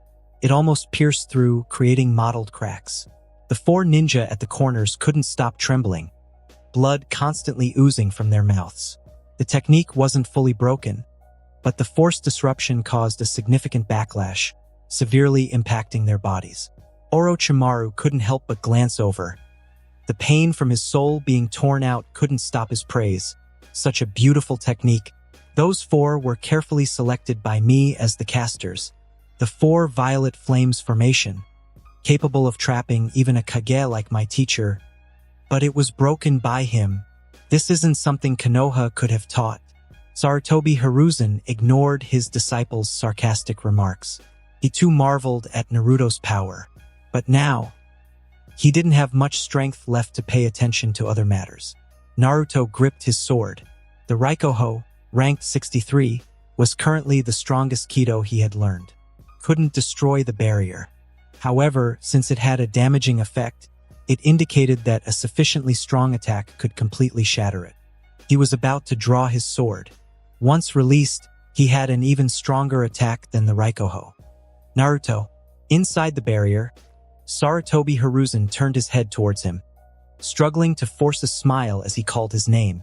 Don't think about saving me anymore. This technique requires giving one's soul to the Shinigami to take effect. I'm already destined to die. Do you know? Once, a great hero used this technique to save the village. I can't compare to him, but now I will also use this technique to protect the village. He turned his head back, glaring at Orochimaru's hands, breathing heavily. His lifespan and body had deteriorated to this extent. He could only extract the soul from these hands. Orochimaru, I've truly grown old. I'm sorry, as your teacher. I failed to correct your mistakes, but now I will not forgive you. I will give you a small punishment to ensure you can no longer commit evil, no longer destroy Konoha's seedlings. Let me confiscate all the techniques you've learned. As Sarutobi Hiruzen spoke, the Shinigami behind him removed the short blade from its mouth.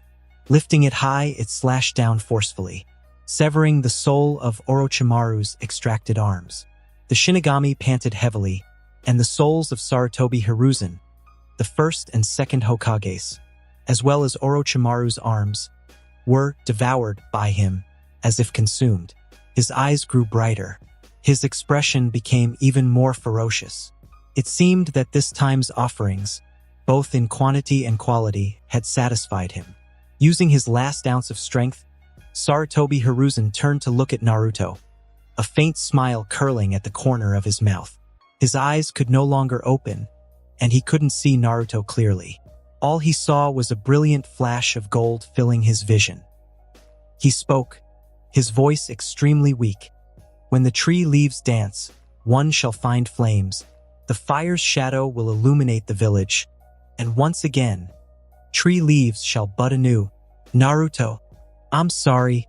He couldn't utter the final 4 syllables, lacking the strength to voice them, but his lips moved, and Naruto understood. He stared silently ahead. The body swayed and fell, raising dust that obscured the old, still smiling face. The technique ended and the chakra dissipated. The Shinigami behind him vanished. Orochimaru roared, "You old fool! How can you still smile? Give me back my hands!" Naruto tried hard to capture it, but he couldn't find any trace of the Shinigami. It had completely disappeared with the souls. Neither chakra nor spiritual pressure was left. He clenched his fists. That technique, I must obtain it. The words of the third Hokage still echoed in his ears. Besides the "I'm sorry," there was also once a hero used this technique to save the village, since it was said to him that hero must be his father, the fourth Hokage. His soul, was it also sealed inside that thing's body just like the third Hokage? What about his mother? And what was the technique that Orochimaru used? The Shinigami, like a fierce demon, finally harvested the souls of the first and second Hokages. Was the third soul to be summoned not his father? As Naruto pondered, Karen approached, looking at Sarutobi Hiruzen's body, and asked worriedly, "Naruto, did you see something behind the Hokage just now?" She noticed that Naruto's gaze had been fixed behind Sarutobi Hiruzen, rather than on him. Naruto turned his head. Yes, a guy the third Hokage called the Shinigami, You didn't see it? Karen nodded, and the approaching Umbu also nodded. None of them saw anything. The earlier events and the Shinigami that only you could see. The technique the Hokage used just now is probably the forbidden jutsu of the Uzumaki clan, Karen said nervously, clutching Naruto's sleeve and continuing in a low voice, a sealing technique called the Reaper Death Seal, visible only to those who have signed a contract with the Shinigami. Naruto, if you can see it, could it be? Her tone was filled with worry. It was an extremely dangerous technique. Naruto shook his head. I haven't signed any contract with that demon. I can just see it due to some special reasons. So it was originally a technique of the Uzumaki clan? How do I find that thing? He didn't want to acknowledge or call that thing the Shinigami. Karen slightly relaxed and shook her head. This technique is too dangerous. My mother didn't know it either. Only heard some rumors. She paused and looked at the Umbu, saying no more. I understand, Naruto noted, nodding his head. He looked ahead. The 4 violet flames formation dissipated, and the severely weakened Orochimaru, with his hands devoured by purple bruises, was being supported by the 4 sound ninjas. The prey was out of the cage. Orochimaru's expression was grim. Staring at the corpse, he gritted his teeth and uttered, "The operation is over. Let's go back." He was exhausted, barely able to muster any chakra. 2 sound ninjas lifted him and leaped away. The Umbu immediately pursued. Don't think you can escape. A male ninja with 6 arms turned in midair, spitting out a web that spread over them. Caught off guard, the Umbu were bound tightly. Kunai slashes were ineffective, wrapped in mucus, sinking deeper. They were anxious, watching Orochimaru flee. A chant echoed in their ears. Ye Lord, mask of blood and flesh, all creation, flutter of wings. Ye who bears the name of man, inferno and pandemonium. The sea barrier surges. March on to the south. Hado number 31. Shikaho, red fire cannon. They turned around. Naruto raised his hand, his expression calm, the words flowing from his mouth. His intonation was elegant yet chilling. In his palm, a ball of orange-red fire formed, hot and bright. It was released, flying swiftly. The web burned to ashes with a hiss before it even touched the fireball. One of the 4, a fat man, stepped forward. Clapping his hands, he performed a summoning technique, and a massive earth golem appeared out of thin air. It served as a barrier, protecting them. But it couldn't stop the seemingly small fireball. The fire burned, melting the mud, dripping away. In the blink of an eye, the golem vanished in a puff of white smoke. The cannon's power was hardly diminished. The fat man gritted his teeth, stepping forward to resist. With a loud explosion, a surge of air erupted. The people he protected were disrupted, forced to land. Naruto used Shuinpa, catching up to them from behind. I haven't said you can leave. The few who still wanted to escape. Their steps suddenly grew heavy. Something shackled their ankles, rooting them to the ground. A technique? No, this wasn't a technique. The fallen fat man stared at Naruto in horror. Just the aura emanating from this blonde boy rendered them immobile. What a terrifying monster. Naruto-kun. Orochimaru turned back. His face no longer playful but twisted and grim. Are you so eager to avenge the 3rd Hokage? He did a lot to wrong you. Naruto slowly drew his sword. What is the technique that extracts souls from the dead? Hand it over. You're interested in that technique? Orochimaru was surprised, then chuckled. Do you want to use it to see your parents? If so, Naruto-kun, we can make a deal. He eyed Naruto's sword, recalling the burning pain in his chest, just like the feeling of having his hands cut off. It was a technique that could harm the soul. Perhaps, by understanding it, he could restore his hands. Naruto shook his head in disgust. I will never trade with a sinner who plays with souls. Besides, Orochimaru, what makes you think you have the leverage to negotiate? Do you still have that capability? Orochimaru's face was solemn as he glanced at his crippled hands. If not for the seal, he might have had a chance to escape. Losing the ability to form seals, a ninja becomes almost useless. That technique which didn't require seals, only chanting incantations. If only he knew it. Don't think of harming Orochimaru-sama. A struggling shout came from the side, accompanied by a strange chakra fluctuation. 3 tall humanoid creatures. They were insignificant. Naruto's gaze skipped over them. The female ninja with pink hair underwent a transformation. Her skin darkened, white horns sprouted from her head, and her aura underwent a dramatic change. Not only did her chakra become significantly more powerful, but she was also enveloped by a more chaotic, frenzied, and higher-level energy. It was this power that allowed her to stand up under her own pressure. From an ordinary elite chunin, she leaped to the level of jonin. What is this? She wasn't the only one who could use this peculiar power. A ninja who grew an extra head underwent the same transformation and stood alongside Taiyuya to block Naruto's path. The 6-armed ninja grabbed Orochimaru and retreated quickly. The large ninja wanted to help protect Orochimaru's retreat, but due to his severe injuries, he had no choice but to stay behind, activating the same state in an attempt to block Naruto. The 6-armed ninja moved swiftly. His abilities were strange. The Umbu who tried to interfere were helpless against his web. Orochimaru looked back, staring fixedly in the direction of the battlefield. But after turning a corner, he could no longer see it. The curse mark is one of his proudest research achievements, capable of making an ordinary ninja explode with immense power in an instant. But could such power allow the 3 of them to hold off Naruto long enough for him to escape? He pondered this. The 6-armed ninja carrying him suddenly stopped, throwing him forward due to inertia, causing him to fall heavily to the ground. As he rolled, he caught a glimpse out of the corner of his eye. A dark red blade pierced his heart. Lightning flickered. Silently, one strike killed him. The 6-armed ninja didn't even sense Naruto's approach. Is that all, Jirobo and the others could delay you? Orochimaru marveled. Speak. Naruto brandished his sword, raising his other hand. What is that technique? How do you manipulate the souls of the dead? As he spoke, he raised his hand, forgoing the incantation. Bakudo number 30.